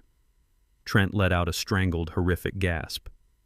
He looked around the empty luxury penthouse as if expecting the walls to suddenly cave in on him. I tapped the heavy paper in my hand, drawing his terrified gaze back to the document. When a borrower defaults on a high-risk private equity loan, the creditor is legally authorized to immediately trigger the collateral clause, I explained slowly, making sure he understood every single word. You were arrogant, Trent. You were so confident in your ability to manipulate the world that you secured this loan with everything you possessed. You put up your entire life as collateral. I carefully folded the document and slipped it back into the inner pocket of my tailored suit jacket. I triggered the collateral clause at 6 o'clock this morning, I said, staring down at him. The legal transfer has already been executed. I now own Apex Holdings. I own the corporate accounts. I own the stalled construction sites. I own this luxury oceanfront condo building. I own the penthouse you sleep in. I own the expensive cars you drive. I reached out with a lightning-fast motion and grabbed his left wrist. He was too stunned to pull away. I twisted his arm slightly, exposing the heavy diamond-encrusted luxury watch secured around his wrist. I even own this watch, I said, my voice dropping to a dangerous, icy whisper. You do not have a single penny to your name, Trent. You are completely and utterly bankrupt. The finality of the statement broke whatever fragile mental barrier was keeping Trent upright. The realization that he had lost his money, his status, his billionaire fiancé, and his entire carefully constructed criminal empire, all in the span of 30 minutes, was too much for his arrogant mind to process. His legs collapsed completely. He fell hard onto his knees, slamming against the polished hardwood floor. Trent Caldwell, the slick, untouchable real estate developer, looked up at me from the ground. His face was entirely wet with tears. Saliva dripped from the corner of his mouth. He looked completely shattered. He raised his trembling hands, clasping them together in a pathetic, desperate gesture of begging. "Warren, please," he sobbed, his voice reduced to a pathetic, high-pitched whine. "Please do not do this to me. I will do anything. I will give you whatever you want. I will confess. I will go to the police. Just please do not take everything I have. I am nothing without my company. I am nothing. Please have mercy on me." I looked down at the man kneeling at my feet. I thought about the 3 years of agonizing pain he caused my family. I thought about him slipping heavy metals into my daughter's morning tea, watching her lose her hair and suffer in agony so he could steal her trust fund. I thought about him sitting in my living room crying fake tears while handing me a legal document to execute my child. There was no mercy left in my heart. The well was completely dry. From the streets far below the luxury building, the faint wail of police sirens began to echo through the night air. The sound grew louder and more numerous, multiplying as multiple squad cars raced toward the oceanfront tower. The lawyers and investors who fled the party had clearly made phone calls. The authorities were finally arriving to clean up the wreckage. Trent heard the sirens and let out a loud, gut-wrenching wail of pure despair. He slumped forward, resting his forehead against the cold, hardwood floor, sobbing uncontrollably into the wood. I stood tall, looking down at his broken, weeping form. Valerie walked up and stood by my right side. Maya walked forward and stood by my left side. We formed an impenetrable wall of family solidarity, looking down at the predator who had tried to bury us. I looked down at him with ice in my eyes. "You wanted to declare my daughter dead," I said, my voice carrying the absolute finality of a judge delivering a death sentence. "Instead, I declared you bankrupt." The sirens wailed louder, cutting through the glass windows, signaling the definitive end of Trent Caldwell's miserable existence. I turned around and walked away, leaving him weeping on the floor of the empire I now owned. The heavy mahogany doors of the penthouse burst open. A dozen uniformed police officers and 2 plainclothes detectives stormed into the grand ballroom. Their heavy black boots stomped across the polished hardwood floors, shattering the illusion of high society elegance that Trent had desperately tried to maintain. They did not treat him like a respected real estate developer. They treated him exactly like the violent criminal he truly was. They bypassed the expensive cocktail tables and marched directly toward the stage where Trent was still kneeling in a puddle of his own sweat and tears. Trent did not even try to run. He had absolutely nowhere left to go. A burly police officer grabbed him by the collar of his ruined white tuxedo jacket and hauled him roughly to his feet. They slammed him against the floor-to-ceiling glass window, pinning him against the very same glass he had pressed himself against when he saw Maya walking down the aisle. The cold steel handcuffs clicked loudly around his wrists, binding his hands behind his back. The lead detective stood in front of him and read him his rights in a flat, mechanical voice. The detective informed him that he was being placed under formal arrest for federal wire fraud, felony extortion, and the attempted murder of Maya Caldwell. Trent sobbed openly, his face pressed against the glass. He begged the officers to listen to him. He claimed it was a massive misunderstanding and demanded to call his lawyer. But his lawyer had already fled the building, and even if he had stayed, he would not have taken the case. Lawyers require retainer fees, and Trent Caldwell did not have a single dollar left to his name. The officers dragged him out of the ballroom, marching him past the silent stares of the private security guards and pushing him into the freight elevator like a piece of discarded garbage. The justice system usually moves incredibly slowly for wealthy men, but Trent was no longer a wealthy man. Because I owned all of his debt and had triggered the collateral clauses, his bank accounts were entirely frozen. His assets were seized. He could not afford a high-priced defense team to muddy the waters and delay the trial. He was assigned a public defender who took one look at the mountain of evidence and immediately advised him to surrender. The trial was brief and completely devastating. The prosecution played the artificial intelligence deepfake recordings for the jury. They presented the offshore banking routes I had mapped out. They brought in the federal agents who had arrested the document forger, and finally Maya took the stand. She sat in the witness box, radiating strength and absolute defiance. She calmly explained how he had slowly poisoned her with heavy metals to induce a heart attack. The toxicology reports from her hair follicles provided undeniable scientific proof of the arsenic and thallium exposure. Trent sat at the defense table wearing a cheap orange prison jumpsuit. He looked hollowed out, stripped of his arrogant charm, and reduced to a pathetic shell of a man. The judge showed him absolutely zero mercy. The judge looked down from the bench and called him a predator who had weaponized a sacred bond for pure financial greed. Trent was sentenced to 25 years in a maximum security federal penitentiary. There was no possibility of early parole. His wealthy former fiancée, Chloe, and her billionaire family ensured that his name was completely eradicated from every social circle and business registry in the state. He became a nobody, a ghost locked in a concrete box. With Trent locked away for the rest of his natural life, I turned my attention to the financial empire he had built on a foundation of lies. I had no desire to be a real estate tycoon. I am a logistics man. I prefer things clean, organized, and settled. I spent the next 6 months systematically dismantling Apex Holdings and every other shell company he had created. I sold the luxury oceanfront condo building to a legitimate commercial developer. I liquidated his stalled construction sites, his penthouse, and his fleet of expensive cars. I paid off the remaining legitimate contractors he had swindled and cleared the books entirely. When the massive financial liquidation was complete, I took the millions of dollars in pure profit and transferred every single penny directly into Maya's name. It was not just an inheritance, it was restitution. It was the financial foundation she needed to completely rebuild the life he had tried to steal from her. A year has passed since that night in the penthouse.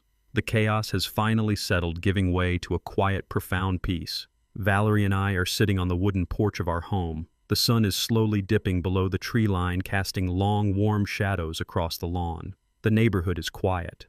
I am drinking a glass of iced tea and simply enjoying the feeling of the evening breeze.